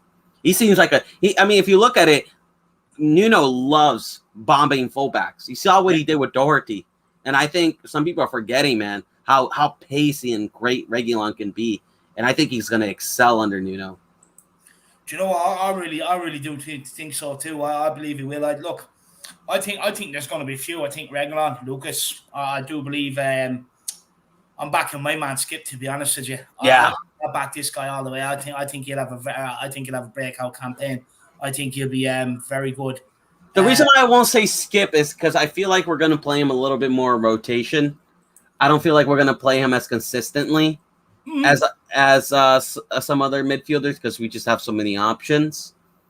And I think depending on the team, we're gonna play Skip or not, But we'll see. I agree. I agree with that. But I do think when he gets his chances, I do think he'll take them. I really do. Who else do I think? Do you know what? I want to see a big season from Session. When he does get his games, I want to see something from this guy, Session. I think Tanganga can probably have a breakthrough campaign if he stays as well. But look, Marcelo, it's all looking positive, my man, isn't it? Season starts Sunday. I'm fucking ready, man. Yeah, no, look, I'm ready, and I think we're going to do City one. We usually do it at home.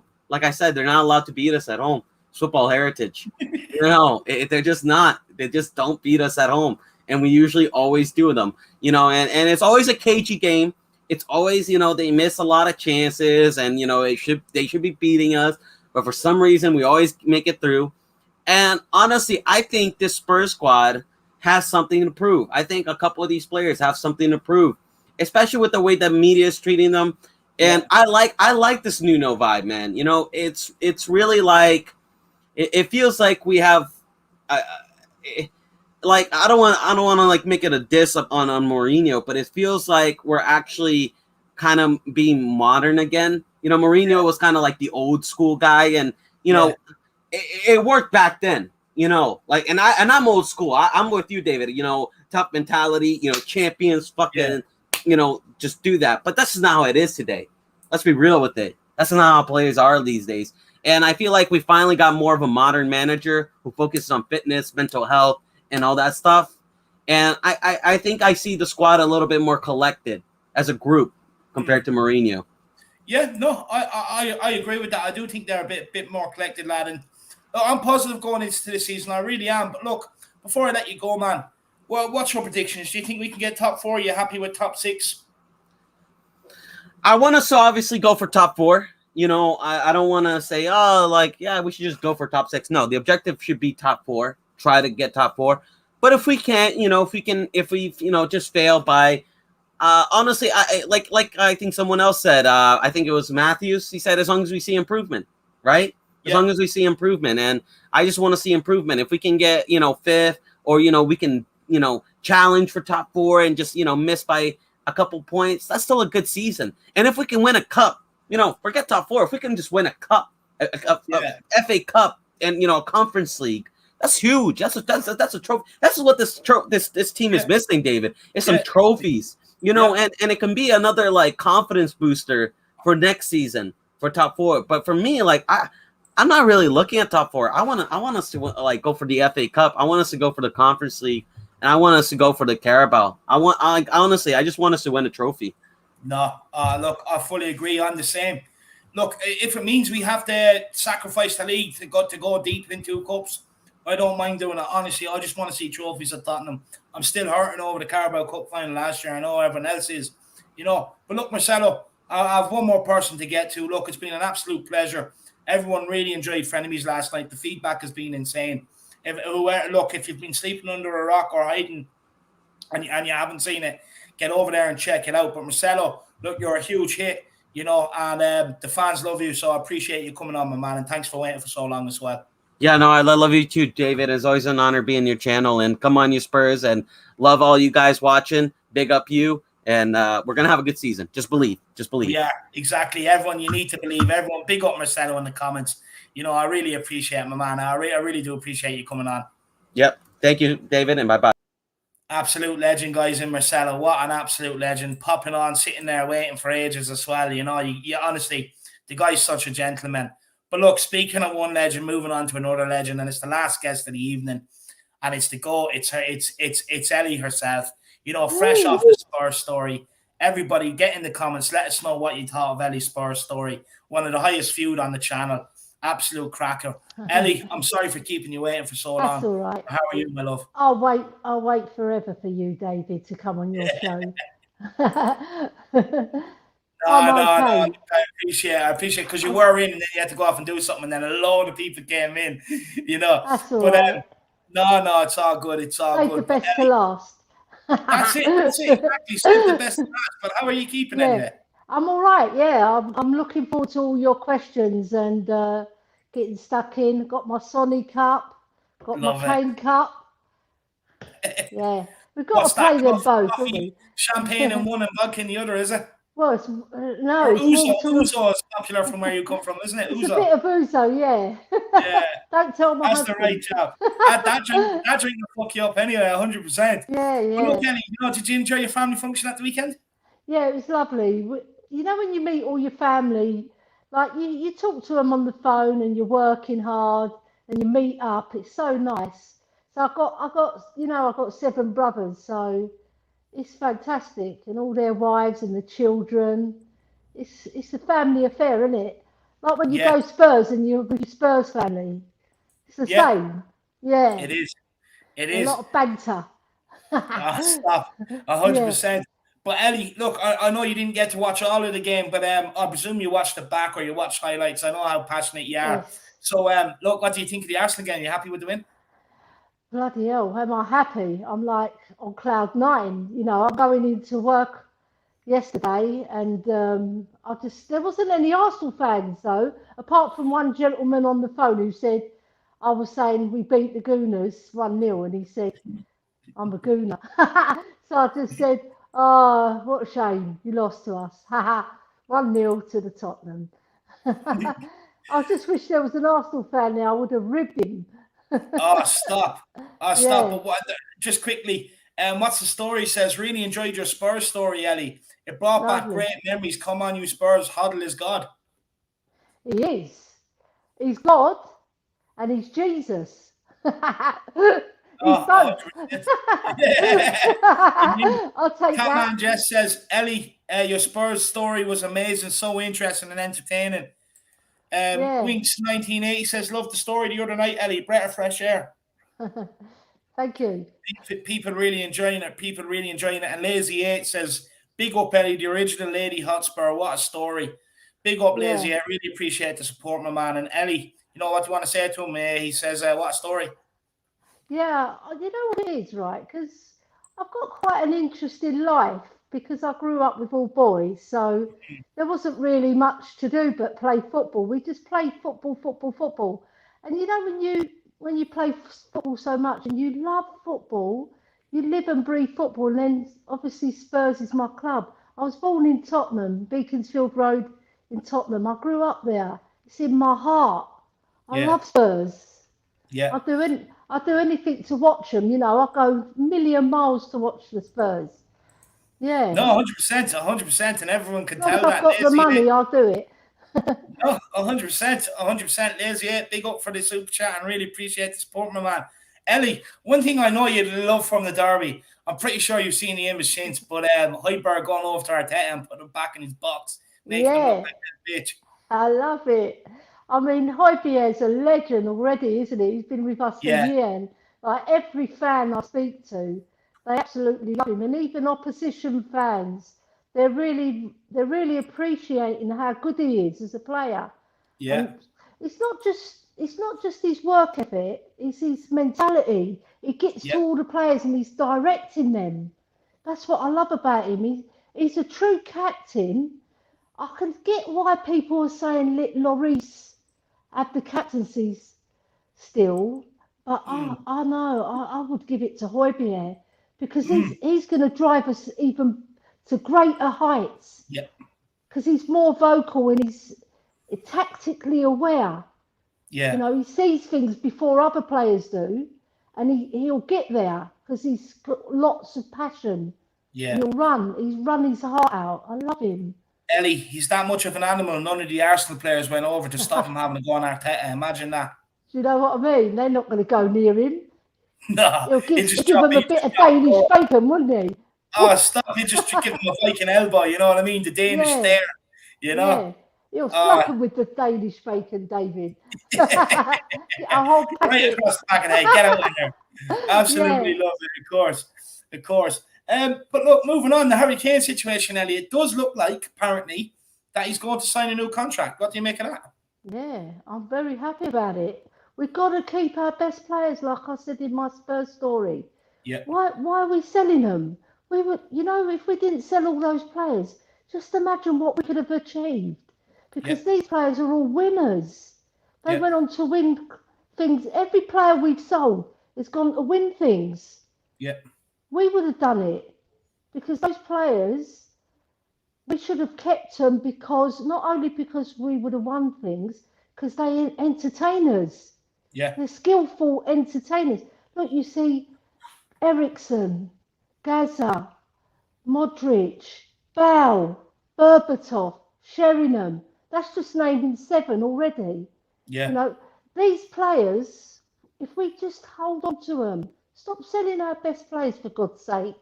Levy, stop bloody putting it in your wallet and get it out. You know what I mean? 100%. I sent the message to him.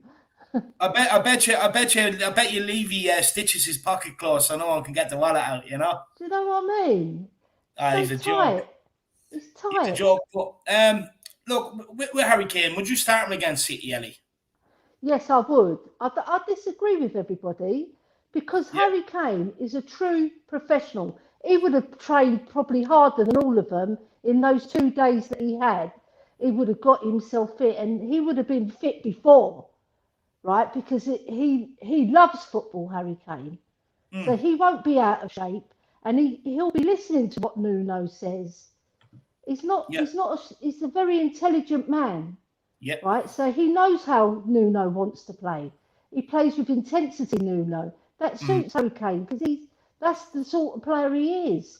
So although I don't diss the other guys who said that they shouldn't play him. I'm just saying it's my opinion that we should play him because he's our best striker. Why would you leave your best striker out? He's going to get you a goal or 2. Yeah. I wouldn't leave him out. And you love him, David, so I'm sure you put him in your starting 11. Do you know what on this one? I would. Look, if he's 100% fit and he's 100% focused, I would play him. If he's not, I would put him on the bench. Right. I would put him on the bench. Just purely because... Focus. Yeah, if he's not focused, I would put him on the bench and just have that option there. If he's fit and he's raring to go, obviously, for me, you play him 100%. If he is ready, that's what I think. And he feels he's ready, you play him. Yeah, he'll put himself forward anyway. Harry Kane's not shy. He can speak up. When you see him in the Amazon documentary, when he's firing up the players. Yeah. He's England's captain. So, he's got that mentality to get himself fit.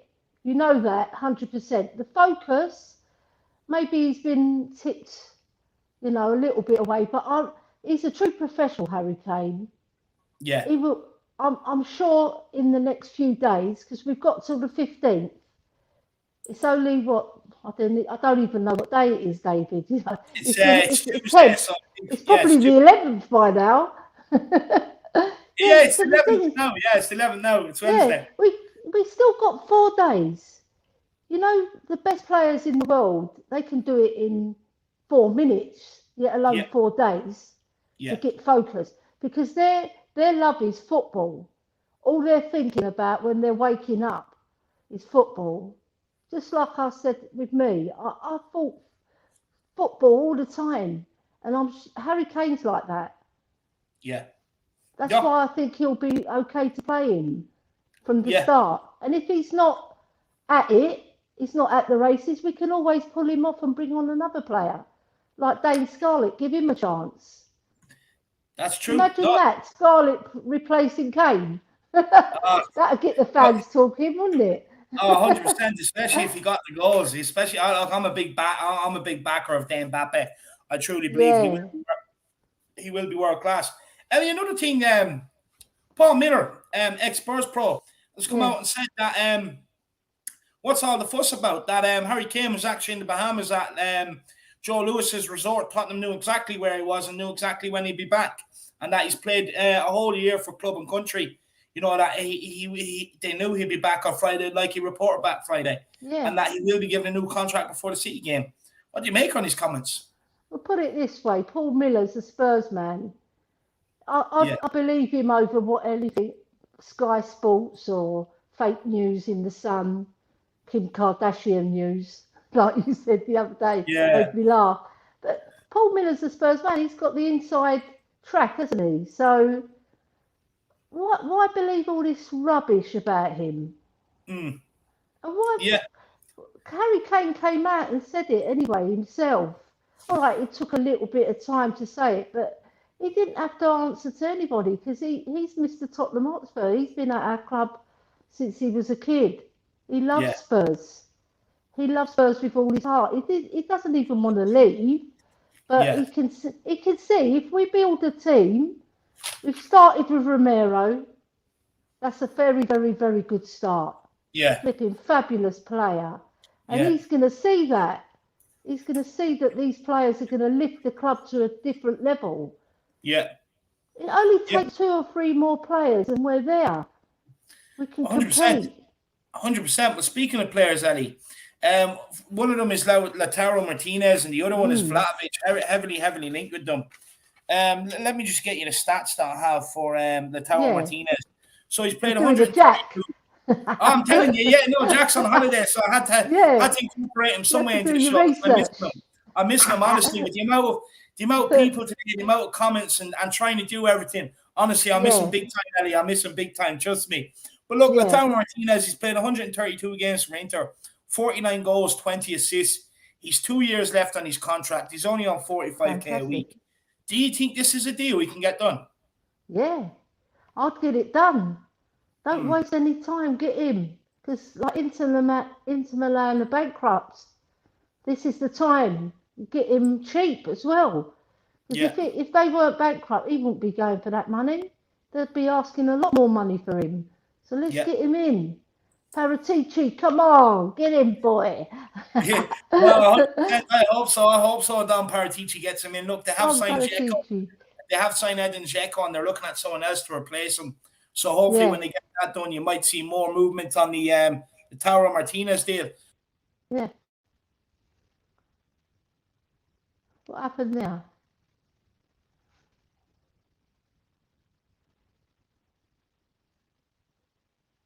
Oh, we're back again. Sorry, I pressed the wrong button. This whole computer. Oh, it's all right. It's all right. I'm used to men blanking me out. Stop it. The other option, Ellie, is Vlahovic. You know, he's only 21 years old. Again, he has 2 years left on his contract. 37 games last year, 21 goals, 3 assists. For Fiorentina, which is a very impressive record. And it's a massive improvement on the season before, which he played 30 games with only 6 goals. And this guy is an absolute unit, Ellie. I think he'd be perfectly suited to the Premier League. Yeah. If we can't get Lautaro Martinez over the line, would you be happy with Vlahovic? Yeah, he's improving, isn't he? He's only 21. Yeah. But I think, personally, I don't think we need him. If we get the other guy, I think we can play Dele Scarlett. I'll give Scarlett a chance because he's a Spurs boy. He can score just as many goals as that young guy. Why waste your money when you've got a grown talent? Yeah. They're waiting for his chance. He's been waiting since he's 8 years old. He was, David. 8 years old. He's put his heart and soul to get himself to this level. He's only 17, right? Yeah. But I personally think he's ready to be given a chance. Maybe not to be given the first chance, because obviously Harry and Son has to take precedence. But if he comes in for the Conference League, League Cup, FA Cup games, and he impresses, which I know he will, because the boy can move. He reminds me of Robbie Keane, the way he moves and the way he plays. But he's got a bit more pace than Robbie. And all he has to do is just get to us, maybe till he's 19. He's good enough now to play in that level. right? And then bring him into the Premiership slowly, Yeah. flood him slowly. So give him the odd game here and there, bring him on the sub, you know, and he'll take his chances against Scarlett. I think you've hit the nail on the head. I really do. I think you're correct. Look, I'm a big backer of him.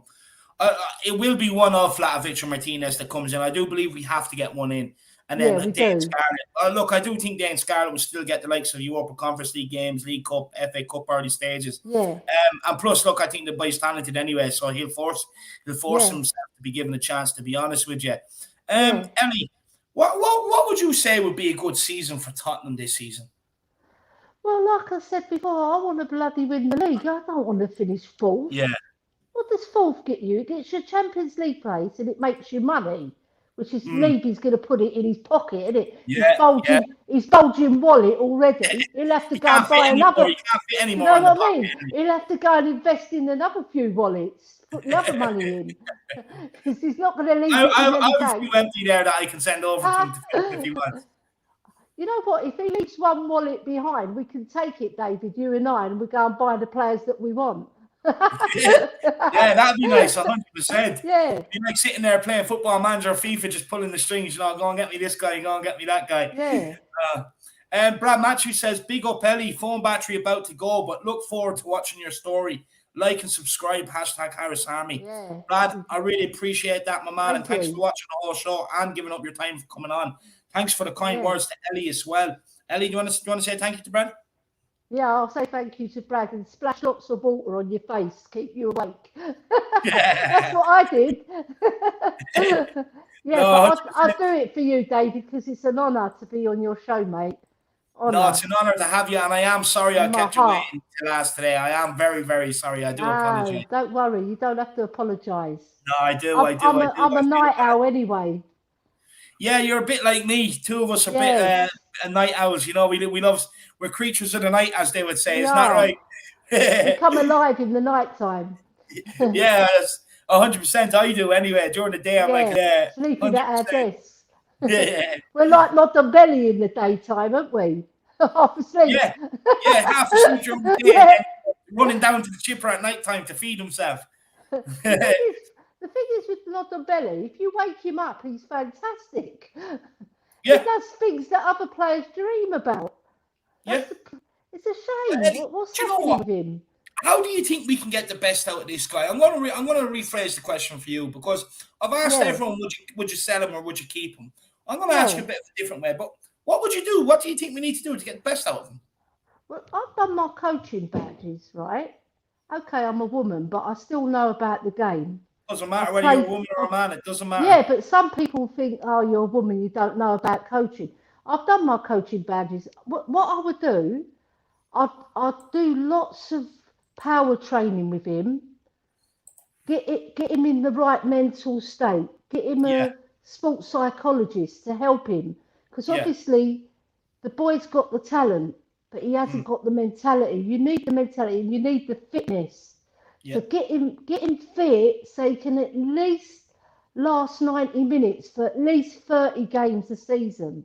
Yeah. Because he wasn't lasting 90 minutes for 3 games a season. Giselle, there's times after 4 minutes I'm guzzling the water. Do you know what I mean? Right? And we've got to get him fit first and foremost, and then work on his mental state. I think Nuno is the man, because I can see. Right, I saw in the training, he was taking him to one side on his own and talking in his ear, because he knows the boy's got talent and he knows it's worth investing his time in getting him right mentally. Because half of football is mental attitude. You can have all the talent in the world, but if you ain't got the mentality, the fitness, most players have got it, haven't they? If you look at the Premiership, at least 95% of the players are fit enough to cope for 90 minutes or more. But Ndombele isn't. He's lagging behind. So we either shift him out or give him a chance. Maybe till January. If he doesn't pull his weight, January we ship him out. Because however talented the boy is, we can't hold him, because he's going to hold us back. I agree. He is. I fully agree. Well, what's the story? Has a solution here, Ellie. Says, nail his front door shut so Pizza Hut can't deliver. Yeah, that's it. Or we could see the pizza delivery man come and sabotage the pizza delivery man. Get him in the neck hand. Pizza delivery hut man will turn into Santa Claus coming through the chimney to deliver it then, if that's the case. Trust me. Ndombele will find a way. He'll come down the fire from the chimney to deliver the pizza, Ellie. So funny. That's a great comment. That's cracked me up. Big up. Sorry, absolute legend. Absolute legend. You may come on sometime as well. You're going to have to come on here sometime and have a chat with us. So, yeah. Ellie, apart from the likes of Kane, Son, and I know you're going to say Hojbjerg, so I'm taking him out of the equation too. What player do you think will stand out for Spurs this season? I think Skip. I really do think Skip. Because, like I said before, I watched him when he was playing Norwich, against, all right, they're not the best teams, but he shone like a star. And I think he can, with Hojbjerg by his side, he's going to learn so much about tactical awareness and positioning. And like I said, he's a very efficient player. He doesn't lose the ball a lot, which you need those type of players. He reminds me a bit like Johnny Pratt. I don't know if you know Johnny Pratt, but Johnny Pratt, he didn't have as much awareness as Skip, and the touch is better.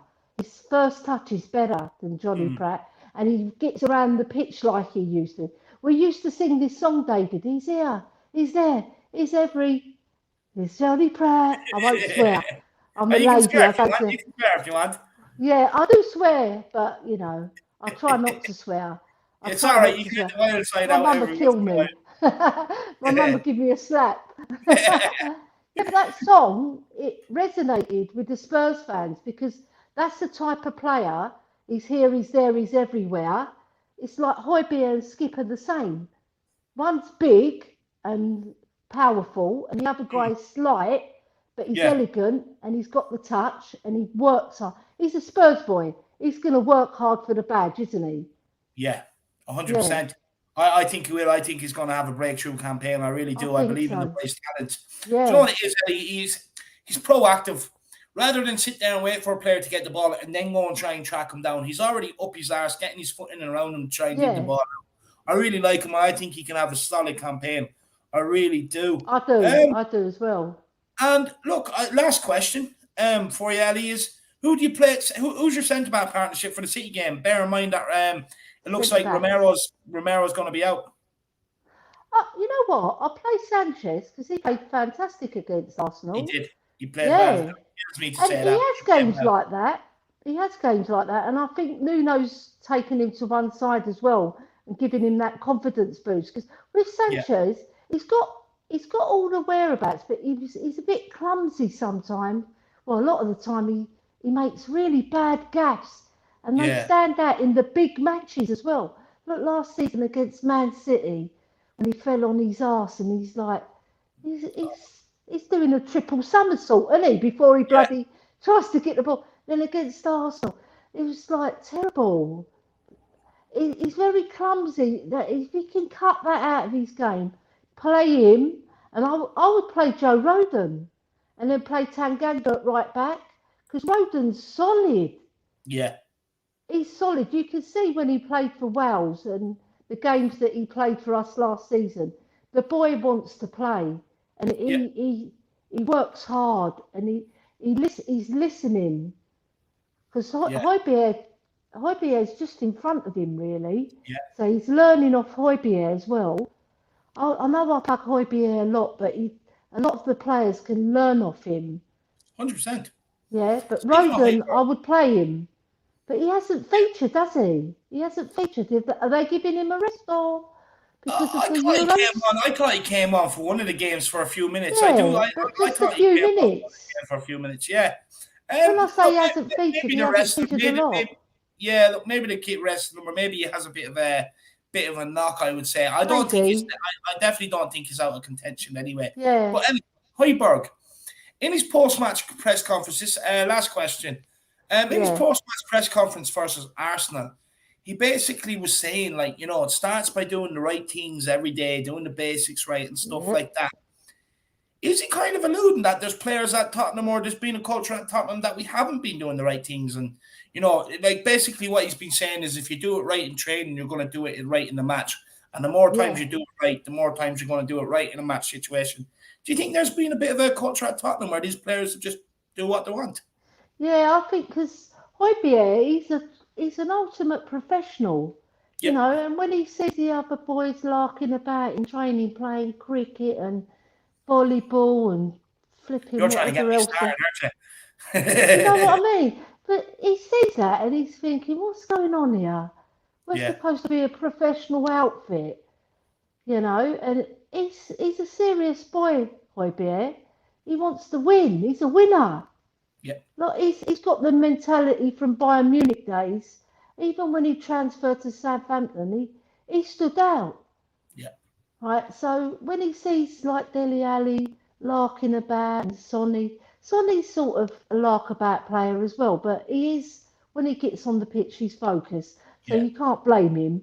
It's no harm in having a bit of fun, but the 95% of it should be focused on the football, getting fit, doing your routines, listening to your coach, and not larking about on flipping, what they play, Fortnite and FIFA. Yeah. Do you know what, though, Ellie? I don't mind them. I don't mind them having fun and messing about if we're winning. Yeah. You know what I mean? But not if we're losing. Don't be putting out things of playing cricket in the dressing room when we're losing. I hate that. I hate that. Yeah. And then you're looking at it like, no wonder why we're losing. We're playing cricket. We're not even playing the right sport. You know what I mean? Do you know what I mean? We're not a cricket team, are we, David? No, well, we started probably off. win at cricket. No, this is the thing. This is the thing. You know, I just hope we can get some of these rotten players out of the dressing room and really have a good season. Get another one or two signings in. I do think Lautaro Martinez would be a very good sign if we can get it done. I do believe it's achievable. But look, Ellie, anything else you want to say to the Harris Army before we end off? Yeah, I was just going to point out about Reguilon and Sessegnon. Right, I think they're going to have good seasons as well. They can share it because Reguilon, he's not like always up for the game in terms of his ability to run forward, but defending, sometimes he's a bit suspect. But going forward, he's fabulous, isn't he? He's fabulous going forward. He beats players like he's a true winger. I think we should develop Reguilon like we developed Bell, because Bell started off as left back. Just beef him up a bit because he's a bit scrawny. He needs to beef up and get stronger. Get some weights on him. Put a bit of meat on him. Give him that bloody Portuguese sausage that Jose bought him. Get him a couple of those. Eat those in one night, boy. Get beefed up. Yeah. Because he's quite skinny, isn't he? He's not. He is. He gets knocked about easy. He does. But going forward, and Sessegnon, we don't even know what to expect from him. Nobody does. Because you see him at Hoffenheim, it's a different league. Yeah. Right? And we're not quite sure of him still. Because when he was with us, he didn't really excel. That's why we loaned him out. So let's see what he does. Because the boy, he's got talent. Because I saw him at Fulham. If he can just get that back, and then obviously he's going to become more of a man. Because he's only young still. Was he 20, 21? Something like that? Something like that, isn't it? I think he's only I haven't 20. looked up his age, but I know he's very, very young because we got him when he was 18, 19, didn't we? Yeah. So I'm looking forward to seeing those two bombing down the wing and maybe sharing it, because I don't think either of them are going to play the full season, are they? Nah. Yeah, I like that. Yeah, I do. Hojbjerg is the wedgie king, 100%. Big He is, wedgie. That's what he wanted to do with Arteta, Ellie. He wanted to give him a big wedgie. That's what he wanted. 100%. He was trying to nick his Prada shoes. Hojbjerg was letting him know who runs North London, 100%. With Sessegnon, look, I actually think he can have a decent campaign. I think, look, definitely keep him around. He's going to be a good option. He can play anywhere along the left-hand side, left back, left wing back, or left winger. So I think he'd be a very good option to come down, and I think he'll have a point to prove as well. I think maybe being loaned out last season probably would have hurt him a little bit. Yeah. And I'm hoping he comes back with a point to prove, and I fully agree with John Reglan. Yeah. I think he needs to hit the weights room. Maybe Hojbjerg can take him in under his wing and bring him in there. Who knows, Ellie? Yeah. So Sessegnon as well, I'd just like to make a point, right? Because like when Bale came, he had that position, right? And then he was like left back, wasn't he? And then they developed him because he beefed up. He was like 1 minute he was a scrawny teenager, and then the next minute he was a beefed up man with muscles, big. That's what I think Sessegnon become. He's not as tall as Bale, but if he beefs up and Reguilon beefs up as well, because they need to be stronger, because this league is tough. Yeah. It's the toughest league in the world. You've got to be prepared, like physically prepared, because you can have all the skill in the world, but if your physicality is not there, you're just going to get knocked off the ball. I fully agree. I fully agree. And it's something I've said for a long time. You know, the only players that get away with not being beef up are the ones with the best first touch, because they're able to touch it away and not really, you know, so that they can't get other players can't get near them. Catman just says, big up, Ellie. Thanks, you're a legend of the Harris Army and Spurs fan base. Come on, you Spurs. Come on, you Spurs. Big up, Catman. Look, we are going to end off there. We've been going over for 3 hours and 40 minutes. We've had a hell of a lot of people to get through today. The one time Jack's away, everyone wants to come on and have a conversation. I know. We need our beauty sleep, David, don't we? I'm telling you, look, I'm looking a bit old here. You're beautiful enough. You're a handsome lad. I appreciate that. But look, I just want to say there was Nick, which is Lazy 8, Shamu and Bob. They all popped in and popped out. I think it was to do with, like, you know, the waiting time and stuff like that. I get it. Yeah, guys, come on for the next one, and I'll get ye on first. I think that's fair. I'll get ye on first. So make sure you come on the next one. But look, guys, the Harris Army, I hope you've really enjoyed it. I've enjoyed it. I've enjoyed meeting everybody. It's been a great, great stream. Look, let me know in the comment section below, you know, your thoughts and all the questions that I've put to the guys that's come on, the guys and ladies, sorry, that's come on here today. Make sure you do smash a like on the stream and subscribe on the channel. Look, my email address and my Twitter is always open for anyone. You know, if anyone ever wants to chat or anything like that, you know, never. I know mental health is a big thing these days, and I get it. So make sure you're never alone, and you're not afraid to message me. Ellie, again, thank you so much. Brilliant. Everybody, get over and check out the Spurs story. Go on. Just want to say, David, I'm going to be sending you this with your Spurs shirt. Yeah. So I'm sure you're going to love it. Oh yes. Yeah, I love a Toblerone. I love a Toblerone. And it's the almond one, which is the best one, in my opinion. Yeah. Get that, no, you're making me hungry. Stop it. You're so generous saying the 3 guys. That's just you, David. You see? All those 3 guys who popped in and you say you're going to put them on first. That's you. You're fantastic because you're so generous and kind. Well done, lad. No, I appreciate it. Look, I just try my best. I suppose we should be thanking my parents. They're the ones that raised me, you know. Yeah, they raised you well. Look, email me, hit me up on Twitter. We'll get you on. We've had a few new faces today as well in Captain Turk and Mark as well. So big them up. I think it's been great. Everyone said great guests, great chats and everything else. Look, guys. Honestly, make sure you smash that like, smash that subscribe, and we'll be back. I think we're back. No Kaniki answer me tomorrow, but I see what I can put out for you guys, because I know you're starting to look for a stream every night, so we'll definitely arrange something for you guys. But look, when Jack's back from holidays, you know, we have some big things coming up, so make sure you stay tuned. But as always, in Tottenham we trust. What Story says, best sports chat show out there at the moment. I want half that Toblerone. All right, I've got half in the drawer for him. Look, I've got it here. Look, that's my dad. That's my dad. You're making him jealous. He's sitting at home licking his lips right now. Don't worry, I'll send one to your dad as well. Don't worry. There's plenty of No, Toblerones where that one came from. No, I'll just go over and sit there and lick it and eat it in front of him. That's what I like to do. I like to tease him a You little know bit what I like mean? Yeah, 100%. Look, guys, Ah, honestly, it's been a smashing stream. I've absolutely enjoyed it. Guys, I'll see you tomorrow. As always, come on, you Spurs. come on, you Spurs. We trust. Woo!